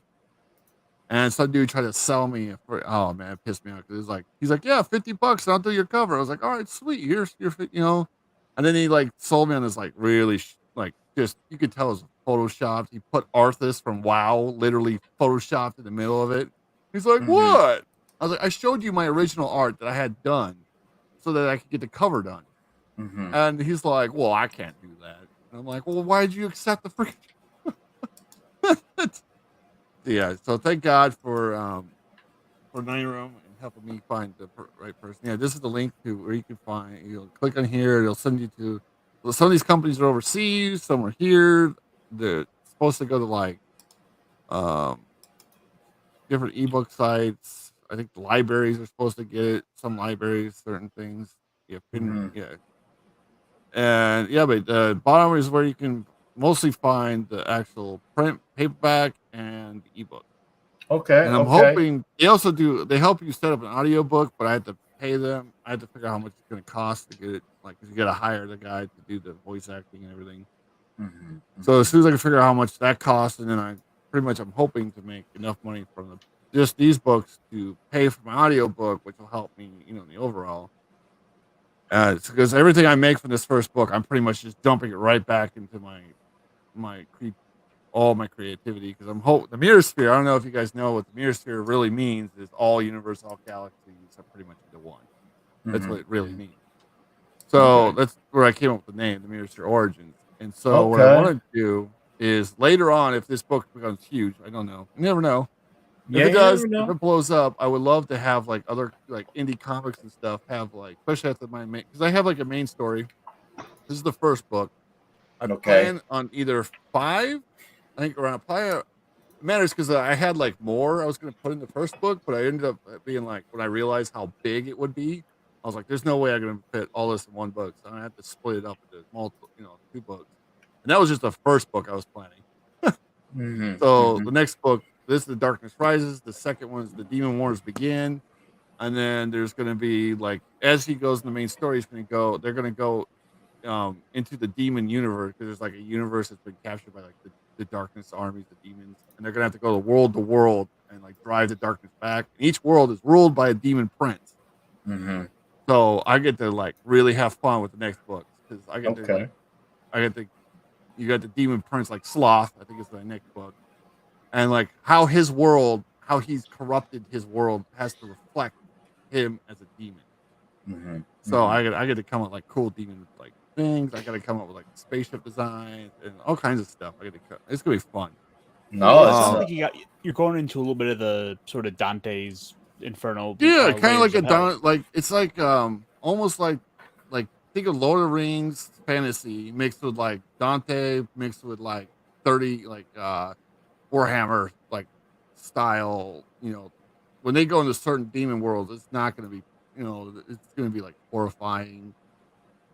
Some are going to be different. It's going to be different. Like different worlds are going to be different. The main world, this book, you follow Arthas as he grows up. All about the story of Arthas. As he's a child, he gets to learn about his world, his people. It's got the good versus evil. So it's got like, I did mythology with like different religions, and so you got God, the angels. Pretty much, Milan is the main world that they're on. Milan means I think it's in Hebrew, it means shield, or one who shields. So they're literally created to be the God's shield through the physical realm. So he takes Michael and Raphael, his archangels, and he takes their feathers and he creates 2 races from them on this world. So they're literally angel born. So you got the Kundo, who are from the race of Michael, and the Ignal, who are the race of Raphael. So you got the Archangel of War and Archangel of Knowledge. So it's like almost like magic, like spellcaster race and the physical knight race. And it's gonna be, and there's dwarves. I did put dwarves in it because you gotta have dwarves. Of course, you gotta have dwarves. And how I put the races together, and how I put mythology in there. There's a lot of cool stuff. If you really like that kind of stuff, it's gonna follow him meeting all the main characters as they grow up together. They have to go through the academy. These people live very long lives, so they're almost like elvish in a way, because they have the very pointed ears, but they're also different than you'll see when you read the book. It's really freaking fantastic. I really am proud of what I've done, but I am looking for people to review it. I know Cultures right now, he's reviewing it. I love it. It's a good thought to review it. Anybody else who likes fantasy, who likes to review stuff, let me know. And I'll make sure I get to you. Either you want an ebook or whatever, I'll figure it out. And then, but man, it took 2.5 years. I didn't think it was going to take that long. I was like, man, I wrote it out in like 2 or 3 weeks. I had it on piece of paper, man. I was just going to type this out. It's going to take me no problem. And it was like 2.5 years later, I'm like, finally got it out. And I was like, because I was going to do, I was doing different things. I was thinking about Indiegogo and going that way. And I almost had the whole thing set up. I literally had a page. I had everything set up, all the perks, everything. And then this company called me. And they're like, hey, we just saw that you had, I did my copyright. And they're like, hey, we saw you did a copyright. We would like to see your manuscript. And maybe we'll, and then they wanted me to pay them like $10,000 almost to publish my book. And I was like, I can't afford that. Are you crazy? They're like, well, they mainly because they were like a pretty well-known publishing company, but they would let you still control the book, but they would do a lot of media stuff for you. So I would be on the news, they'd get me on all this other stuff, and I pretty much was paying them to do that. And I was like, yeah, I can't afford that. There's no way I can afford that. And then I was watching other creators, and Drafty Digital I heard about. It's pretty much like Amazon where you can just upload your stuff. Okay. But they have outside sources than just Amazon. So that I can go on like Books and Noble, and stuff like that. And they make this link for me, which is freaking awesome. And they uploaded, they helped me do all the formatting for free, which is great because that's the main thing that was hurting me is I was trying to find something to help me format. And they're like, yeah, just upload it. We'll format it for free, and we'll do it because they have a program and all kinds of stuff. It was really cool. So yeah, they did some cool stuff too because they do like this thing. Okay, let me zoom in on your screen. Like they set up this like whole fantasy look into it. Oh yeah, looks very authentic. Yeah, so they have that. They had like a dragon one, which like add dragon, like little dragon head with like treasure and stuff to it. And I was like, oh, but yeah, they like really cool like little effects like that they did, and I was like, okay, I'll try them out. It was pretty much for free. They take their cut, of course, because they're the ones printing it and doing everything else. But yeah, it was great, and I've actually really enjoyed their site. They've been very helpful to me, and when I emailed them about the first book had that white thing around it. I was like, ooh, I don't need to get that fit. And they were happy to work with me, get it fixed. That was, all right. I had one question here in the chat. Yeah, go ahead. Awesome One said, "Are they all underground?" No, well, there are like the dwarves who are living in like an area called the Northern Mountains, and they'll be like dwarves. Okay. And I did some cool things with like religion with the dwarves because everybody knows dwarves like to make things. Okay. Well, I have God, like Christian God is in the book, but there's also like other like the darkness is like think of it as what's this? Yin and yang. The darkness is like God, but like the dark parts of God. So when I have it in the book, I did a lore video. If anybody checks it out, it's like 4 minutes. It kind of talks about the creation. And pretty much the darkness was created when God separated himself when he created light. And it's pretty much a God in itself almost, but it's not really God. It's just like the anti-God. And it's the one that creates all demons. It creates demons. A darker equivalent entity then. Yeah. Pretty much, yeah. So it's really interesting. They're literally struggling, this massive struggle between the angels and them, but eventually the angels, he's going to split the physical and the spiritual realm apart. So the angels are all spiritual beings, so they can't affect the physical realm. That's why he created the race he did, because he knew he couldn't know, like the demons would still be a part of the physical realm. And so, yeah, so it's going to be interesting. And the doors will be underground. Most of the characters are kind of like elves. Some live in like forests, some live in like deserts, some live in islands. It's a massive world. Like they have one main continent. And yeah. No, you're good, dude. Pride was if I see also on Pride was the first, and it sounds complicated. I think he's just got a lot of ideas. But it explains. Yeah, when I know like Script Doctor and other people have done it, and like when you write I had to create this from literally the bottom ground up. So I have to create you have to create your own magic system. You have to create your world, how that world works. You don't want to overpower your characters where they're like gods in themselves. So they have to have like, you got to come up with weaknesses. You got to come up with all kinds of stuff. It's really fun. It's really interesting, like how their economy works. He's got issues. Anyways, all right. So well, he's very excited about the book, and I think that bodes well for it. I mean, one of the hardest things to do is just try and sell your own work, because you're so excited. You just want to tell them everything, and I know. at the same time, it's like you can't rob them of the excitement of what the journey of that story is. So you got to figure out exactly how do you present this in the most enticing way where you are certain that whoever listens to it is going to be confident enough to invest in your book. And that's the tricky part. It's why there's so many walls in Hollywood, because everybody wants to say yes to a great idea, The problem is that so many writers have a very difficult time explaining how great the idea is, which is why, like, when you're doing a pitch, the basic thing of your pitch is outline your main character real quick, like name, age, what they want. Then if they have a power or some sort of special ability, you hint at that. You set their goal, and then you immediately contrast it with, but this other character or this other situation is going to threaten that goal. And as long as you can make the person who's listening to that feel empathy towards your hero and what they're trying to do, you've got them hook, line, and sinker. You don't even have to say anything more after that, and hopefully they'll be like, "Yep, I'll invest the price point for the book or the property." And hopefully, if the property is as good or better than the pitch, I will be happy. And that's the trick. And it's not easy. It takes years of practice to do. Yeah. No, yeah, I definitely got, like you said, yeah, Tolkien was definitely one of my I love Lord of the Rings. It's one of my number one books. And I love them. I love a lot of the, Forgotten Realms books. I've gone back and I've probably read a bunch of the older stuff. I literally was like, I want to learn, because I love Legend of Drizzt, the series. I've read all of them. And I used to own all of them, but I lost most of them through the years. But so I went back and I wanted to know about that whole world. So I went back and I looked online to find, like, what's the oldest book they had. And I went and got the audiobook to it. And I started listening to audiobooks, or I got the physical copies, whatever I could find. And I started going through their timeline,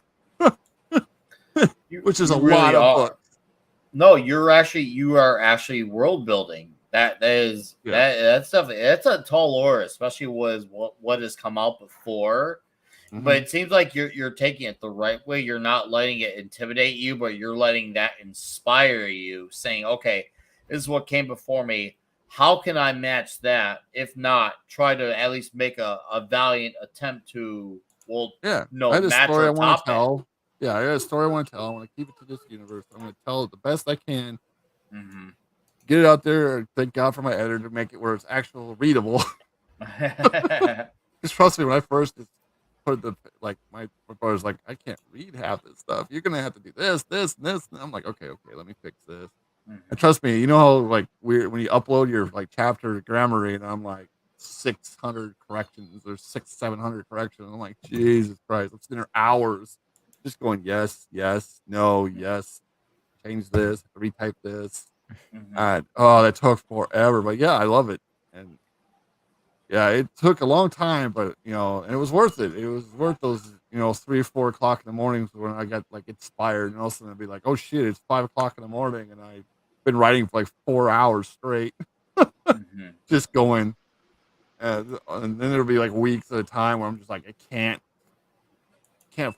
you get like writer's cramp, where you're just like trying to think of what to put in there next, and it's like, yeah, that's just fatigue. You just gotta give yourself the rest. I'm like literally staring at an empty page, going, crap. Well, the empty page is the writer's greatest weapon, or greatest foe. Really, it's like, oh crap, I gotta. It's the greatest foe. Yeah. Yeah, thank God I have my editors, just passing their hours looking at that damn blankness. It's a pain. At the same time, it incentivates. Right. So yeah, I'm looking forward to, like, getting the first reviews to come out. I want people to be brutally honest. I want people to be like, dude, either you suck, or like, dude, this is what you like. I want that criticism. I wanted, like, hey, that you're doing great in this area, but this you can improve. I want to improve, and I want to make sure my next books are even better as I go. So that's how I'm gonna do. Okay, cool. Now I want to ask you, what are your goals? For this, for the future? Obviously, I know you want to improve. You want your constructive criticism, but what are you looking forward to accomplishing in the long haul? Are you looking to do like a series of books? Are you looking to expand into other territories like comic books? Are you looking to keep it in the series, or completely different stories? What are you outlining for your future as a writer? What are you thinking? Yeah, like, no, yes. After the main series is over, because there's about 5, maybe 7 books. Matters like how big, thick they have to be as I go. But I have a full story already planned out in my head. Like, I have the overall story where all the characters are going to go. Everything is already fully planned out for this main series. Eventually, I'm going to take it, because this is the Myriasphere. I want to take it where it opens up. Okay. So after like the main villain or whatever is stopped or whatever, then you got to figure out where you're going to go from there. And because it's called the Myriasphere, I have like open. And it's fantasy. Because it's fantasy, you can do so much with it when it's a universe. So I would love to later on do comics and stuff like that follow either the book or follow certain characters.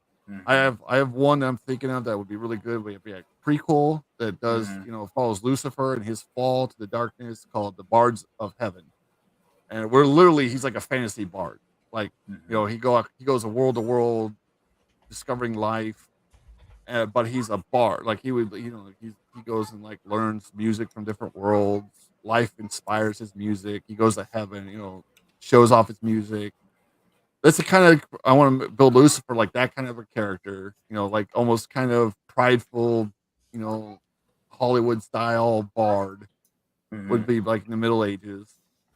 And I would love to make that a comic and then like do like, that. I want to do character if I can. I would have to find people to help me do because I don't know anything about I don't know how to write comics. Like just writing this is I don't know like the difference between a novel and a comic. I would have to figure out like how to write that. I know it would be completely different. Oh, the script formatting is way different. You have like page 1, panel 1. What's the panel? Where's the position on the page? What's inside the panel? Yeah, you gotta do all this. Yeah. This I would like to do an art book eventually where it was like a like a D&D style, like how they have like the monster manual, where like art that people do or what I hire to do. Like the characters, like a description of characters, like the demons and like the different like their stuff like that. I would love to do something like that. It'd be cool. Do you know what's going on here, Myriasphere? It says from Brian Yoder. It says good news. It said one left in stock, but I think I missed it because it says August 22nd before I get my copy. What's all that about? I don't know. Probably just in between the printing cycle. Yeah, maybe because Amazon's partner with them, so I have to figure that out.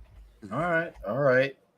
Sounds like you got work to do, as Rippa says. You're just getting started. Like I plan like because I just released this like a half month ago. I want to do at least 2 months of promotion, try to get this book selling, get my audiobook done, and as soon as that's done, I'm diving into my second book. Like I am going to go full force into my second. I'm just going to start my writing. Go back to my my first what I started doing, just start writing my second book. All right. And then letting that book, my first book, kind of just sell itself in a way. And so but if you let me know if there's I'll have to look that up. Figure out what's going on. No. All right. Well, guys, in the chat, thank you all for sticking around too.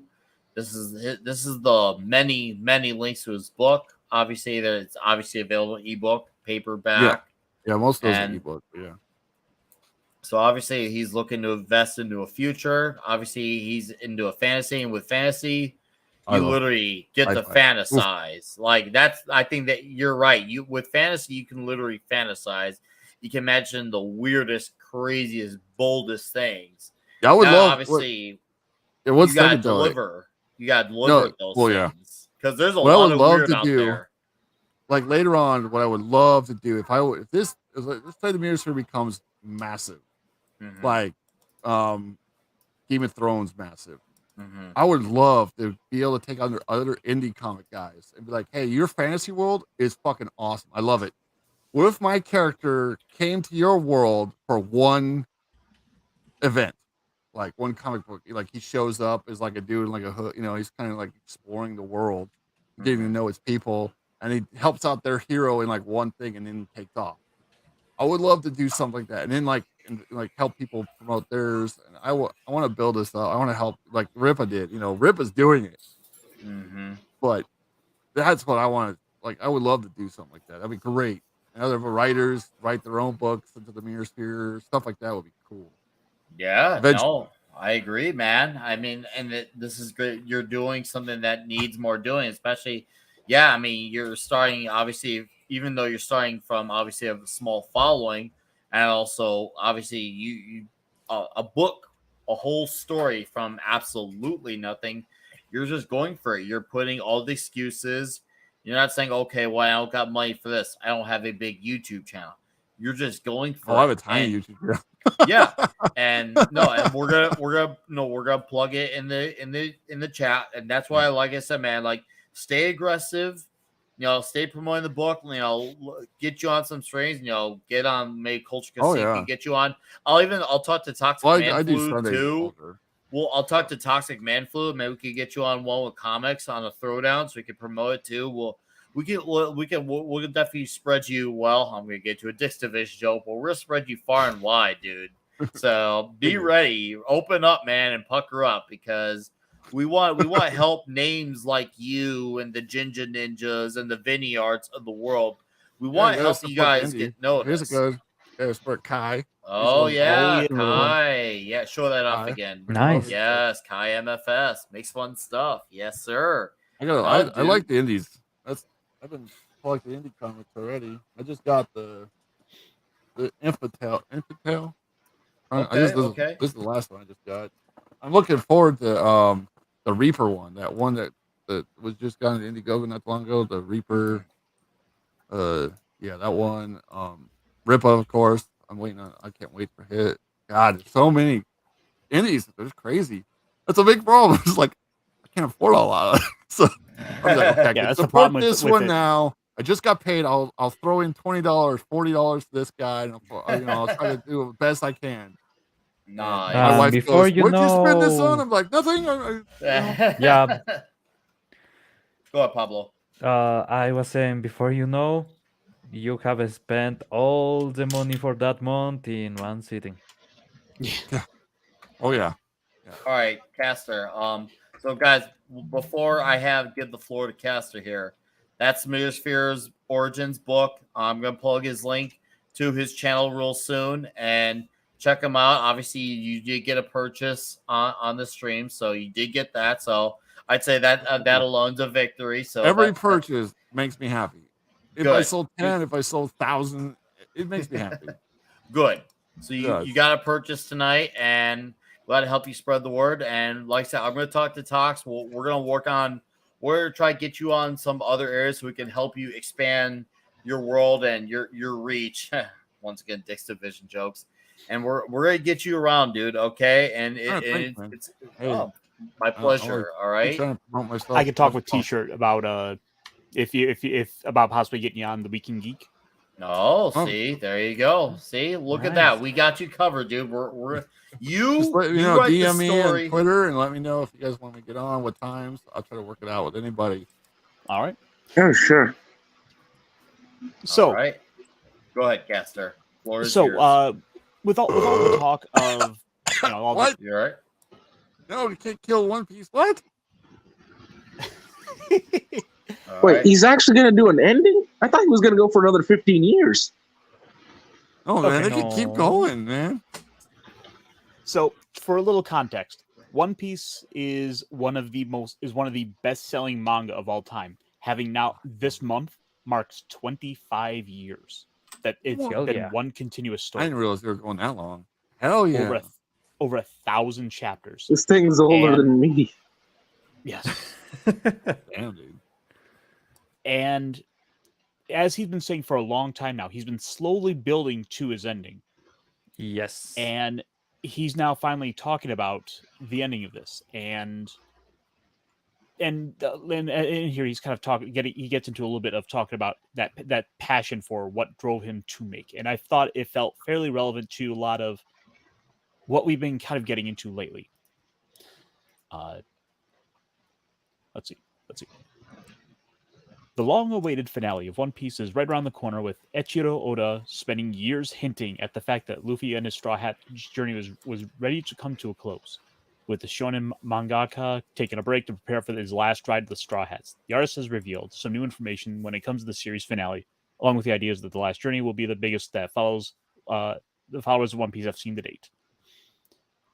In a recent blurb to fans, Eiichiro Oda discussed creating the final arc of his long-running series and how he has been planning the final arc ever since he was a child. Wow, the final arc or act since he was a kid. Holy crap. I'm really excited for this one because he has been setting a lot of clues about the ending of the saga from the very beginning, and you can I know. see. I love One Piece's Yeah, story and like how things fit. And, like, it's great.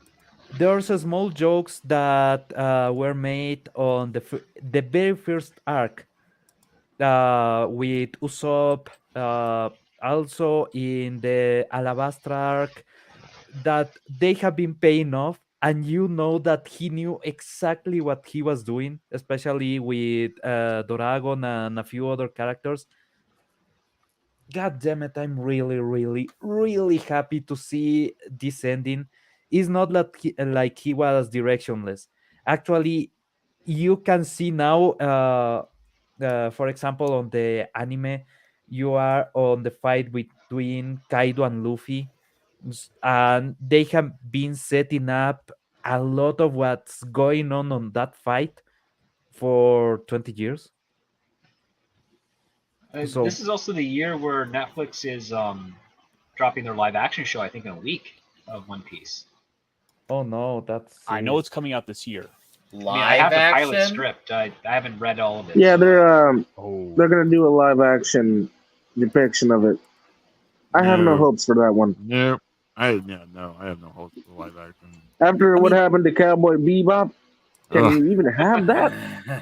Like, I don't know how they would do it. This is great for animation, but I don't see them doing. Well, what was really impressive when you looked at the Netflix stuff for that, like the money they spent on the sets for making the ships for it, like when they invested the money intending for multiple seasons, because you don't just build a full ship restaurant and not intend to use it a lot. No, there's not. There's very little means of recycling that to other productions. So yeah, they were hoping to build that and amortize it over a longer period. But the thing is, like a show like Cowboy Bebop was not really a smart investment to do, anyways, because it's a very finite story. It's only really one season in a movie, and that's like 24 half-hour episodes, I think, or something of that nature. Maybe a little more. I'm going off memory here.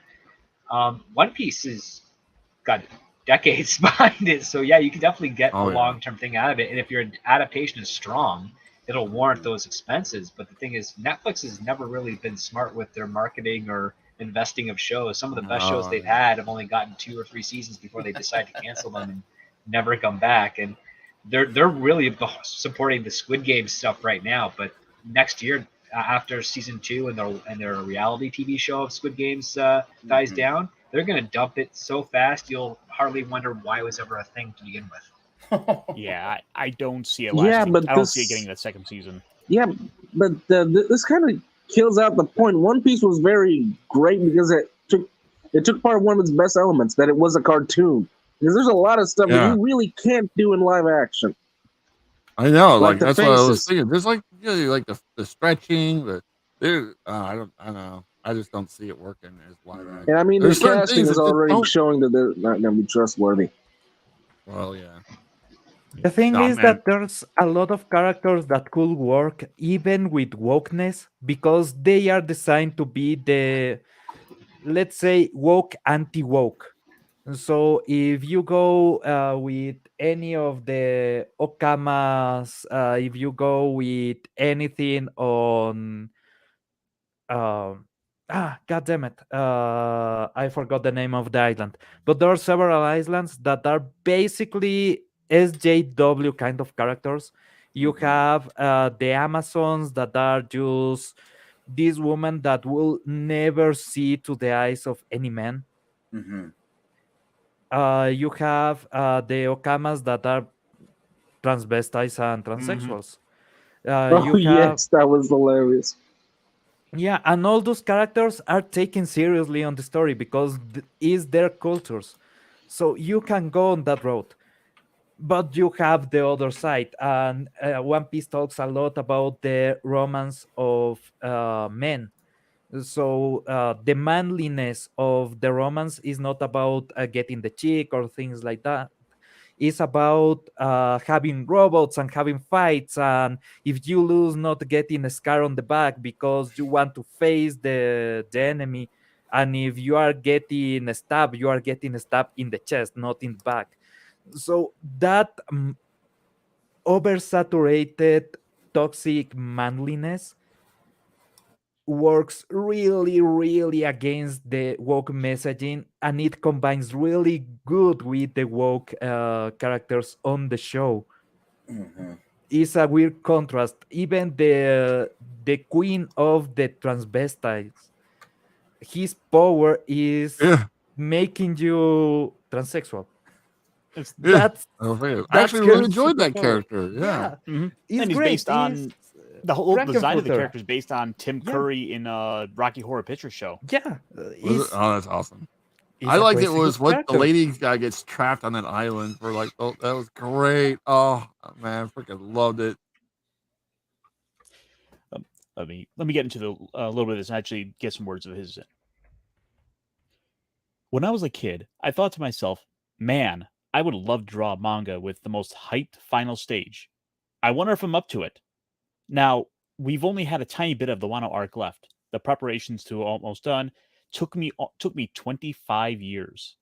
That said, it's fine if you start reading this from this point on, because from this point on, it'll be the One Piece. I'm happy. The mysteries of the world. I'll be drawing all of them. It'll be super interesting. Fasten your seatbelts. It's like when and you're a please little stay on with me kid. for a bit longer. You know what's the only thing that we know about the ending of this series for at this point 15 years? The series is called One Piece because the last treasure that is at the end of the whole adventure is one piece of the whole treasure. It's just a bit of everything. So we have been having these items called the poneglyphs around the world, and it seems like the real treasure is getting to read all the story that is written on every single one of these stones. But the only way to understand the whole story is getting to Raftel, that is the final island where the final poneglyph is. So to give a little context, because I'm assuming you're not up to date with this, Nick. I am not. I've not read One Piece at all. Okay, so One Piece is a pirate manga about where the story is the legendary king of the pirates, Gold Roger, was set to be executed, and just before he was, just before they took his head off, the crowd that was there watching was asking, where did he leave all his treasure? It's the king of the pirates. Of course he's going to have treasure.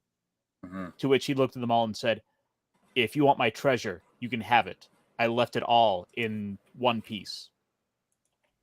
Wow. And I think that's cool.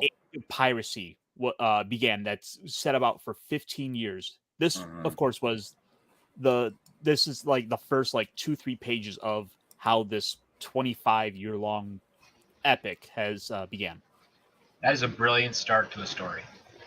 Who is wonderful, and the speech that he gives at the beginning of the story is actually really motivational in a way.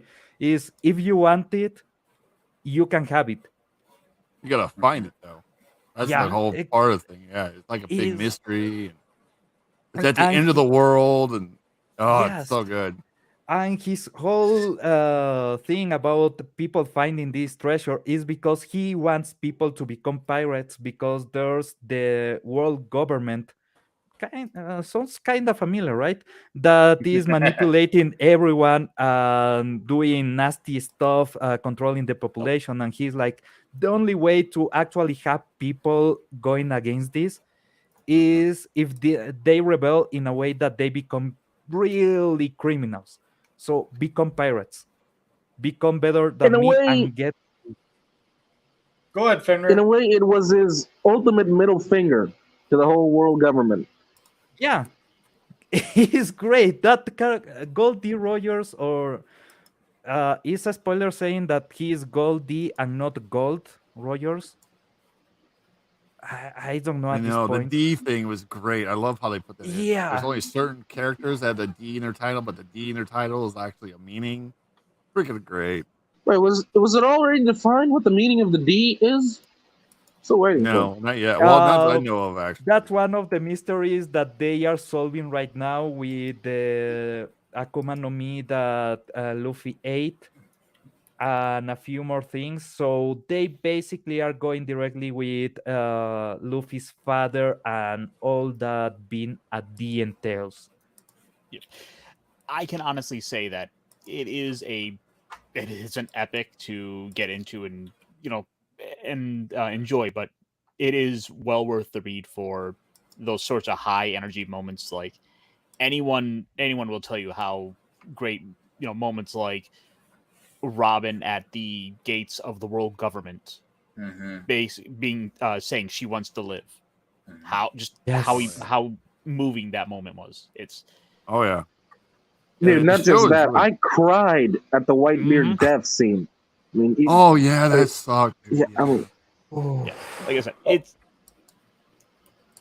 I literally where I'm at right now is I got to where he's about to fight. He met the son of that one. What do they call the warlord? He's on the Samurai Island. He's in the castle. He just met the son, which is really a daughter because you can tell she's a chick. Yes. And I'm like, and then I haven't watched it from then. I gotta get back into it. I gotta get back into the show, but the quality, the quality of the writing of the jokes, even with the names of the characters. The king of that island of Wano is Oden. Oden is a kind of food that is basically a soup that you make with a lot of different ingredients from Japan. So people call it like the convergence point of Japanese flavors.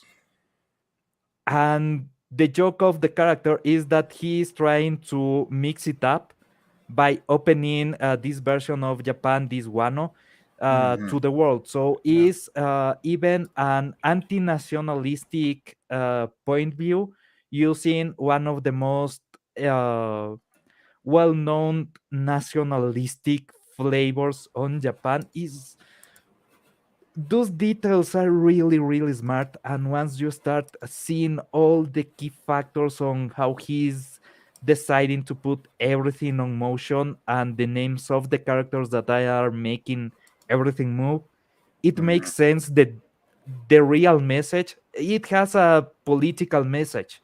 At least the one arc is about Japan opening up to the world. So is against a certain person that left this world due to an incident revolving an election on Japan.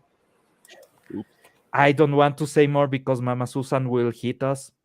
But if you know what happened in Japan recently with a certain ex-prime minister,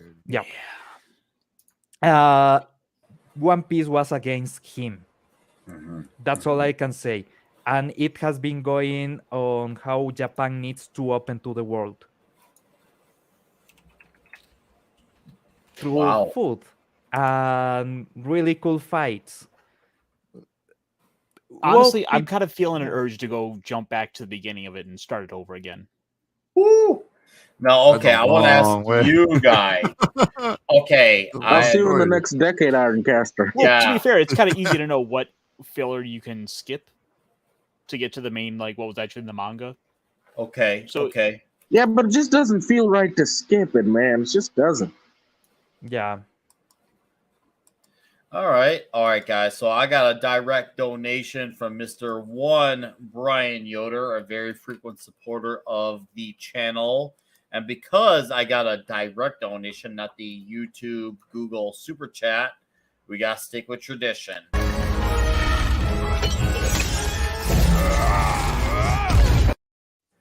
And Brian Yoder for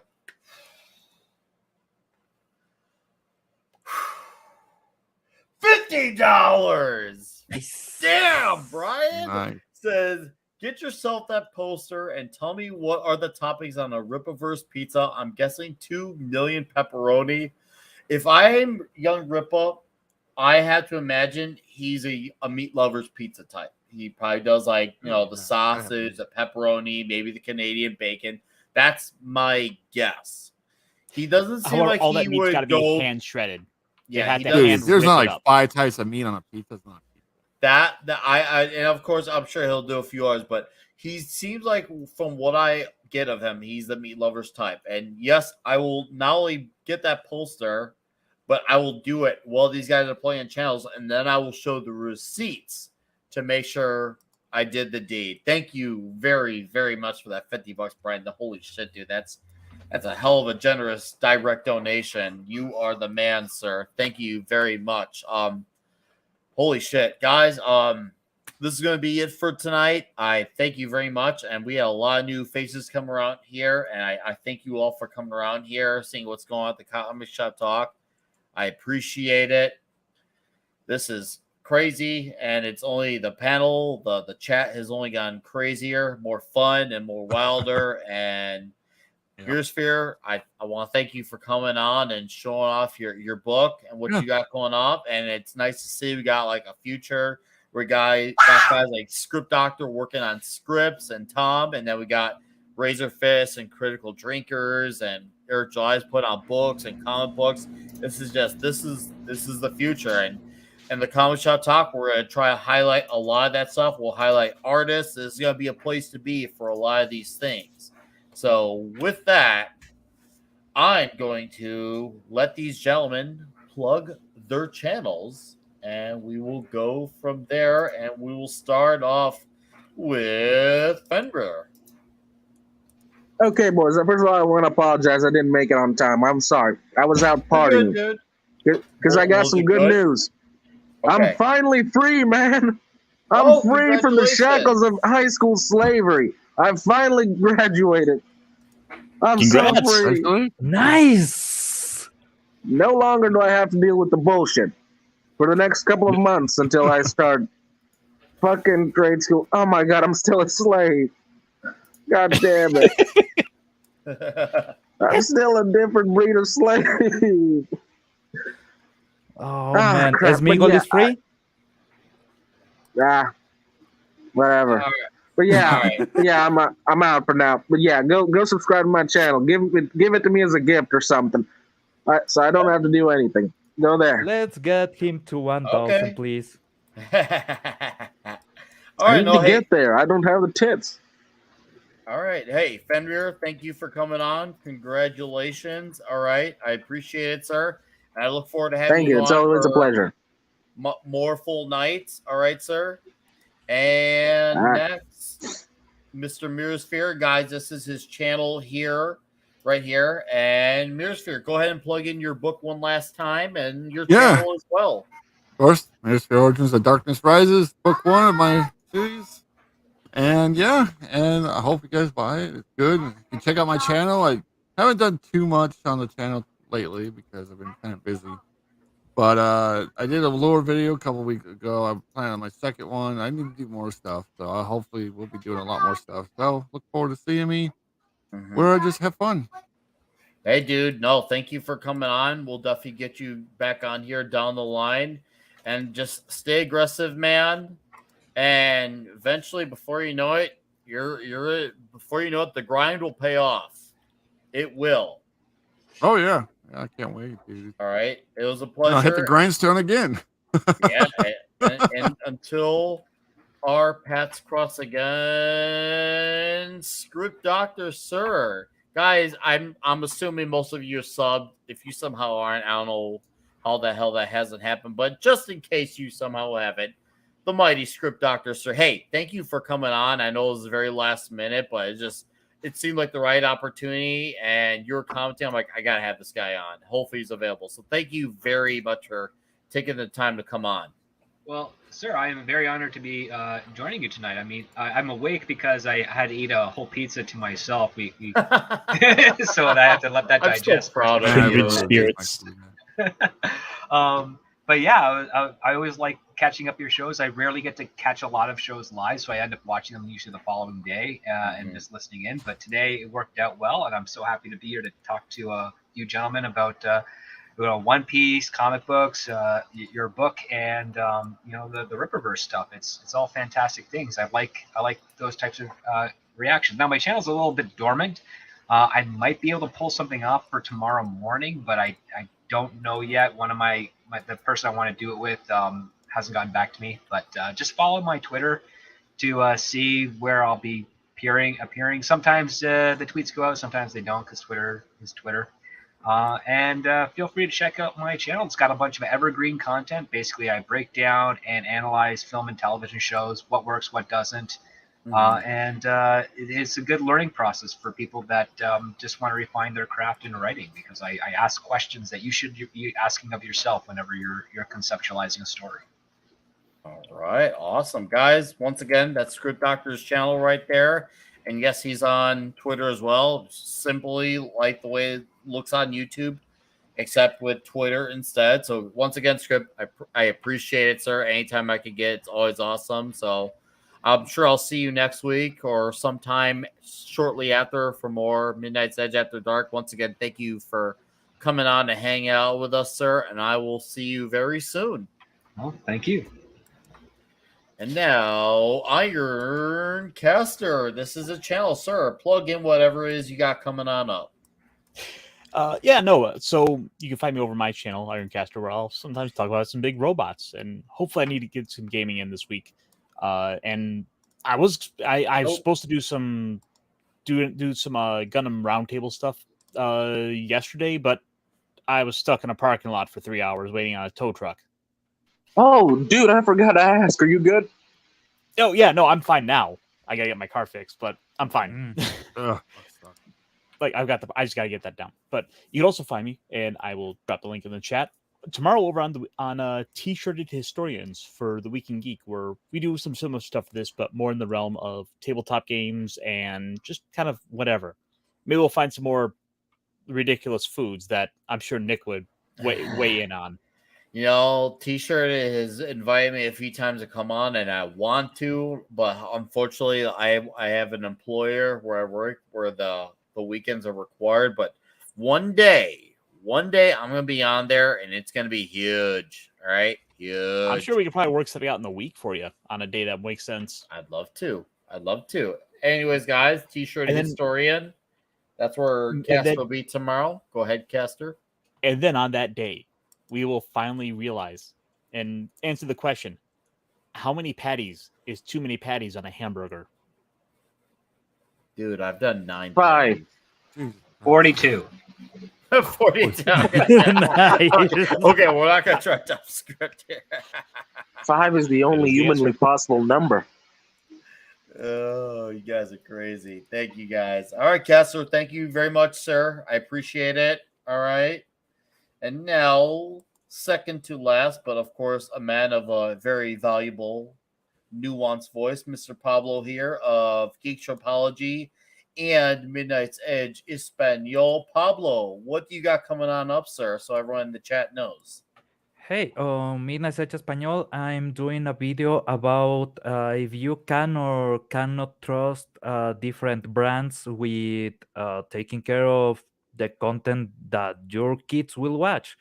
Because on top of what has been going on Disney, for example, with certain content for kid shows that should not be there, there's something even weirder going on, and YouTube seemingly started using a new algorithm that has been turning 18 plus videos into YouTube Kids. So if you remember Elsagate, this is something even worse because it's gory stuff and naked yoga in YouTube Kids. That's really stupid. And yeah, that is true. Yeah, I'm going to talk about basically parental controls are no longer or should not be considered the way to take care of your kids. You need to have involvement because companies are not for your kids, are against them.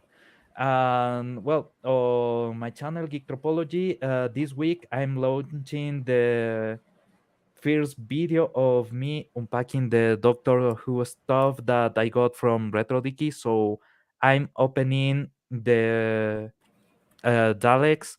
I will take my time because I want to go real slow. There's the keys of Marina and the sensorites that I want to talk on detail about those. So I will start with the Daleks. Is easier topic. That will be it. Other than that, for Fenrir, wait. I was gonna say, what about Thank other you. Fenrir? Thank you. All right, guys. Once again, Pablo here, Midnight Edge Espanol, and of course, he has his Geek Tropology channel. Pablo, as always, sir, thank you for hanging out. I do greatly appreciate it. That's Pablo's solo channel right here. And last but not least, all right, guys, once again, had a lot of new faces come around here, probably because of the Rippaverse stuff. Thank you for checking out, subscribing, and for sticking around too, and for seeing what Myriasphere has to offer. Of course, what Rippa has to offer. Thank you for the super chatters and for the direct donationers. I greatly appreciate it. It's absolutely awesome that the Comic Shop Talk has now gone 59 episodes and we're still going strong. So just a quick heads up. Yeah, right. New record. Huge. Next week, obviously Toxic Tuesday will be Beavis and Butthead Do America. We will take the Comic Shop Talk completely off next Friday the 22nd because it'll be my daughter's 7th birthday. So I'm going to hang out with her on her birthday. And then we'll be back on Friday, July 29th, and that's going to be huge. And we're going to be talking The Man Called Nova. We're going to do the first 4 issues, and that's going to be a very fun time to do. A lot of people were requesting talking about Nova, Richard Rider. I can't wait. It's going to be very exciting. Anyways, besides that, obviously I posted a few videos this week. One on 7 things I like to see from the Rippaverse. So got that. And of course, I'm working on a few other comic book video ideas in mind. So keep your eyes out for that. I'll also be following Primal Season 2 when that comes out. Look out for that. Nice. Midnight's Edge After Dark. We can find Script Doctor there as well. That'll be there. And yes, D-Bub Martin will be joining us for Nova. That will be huge.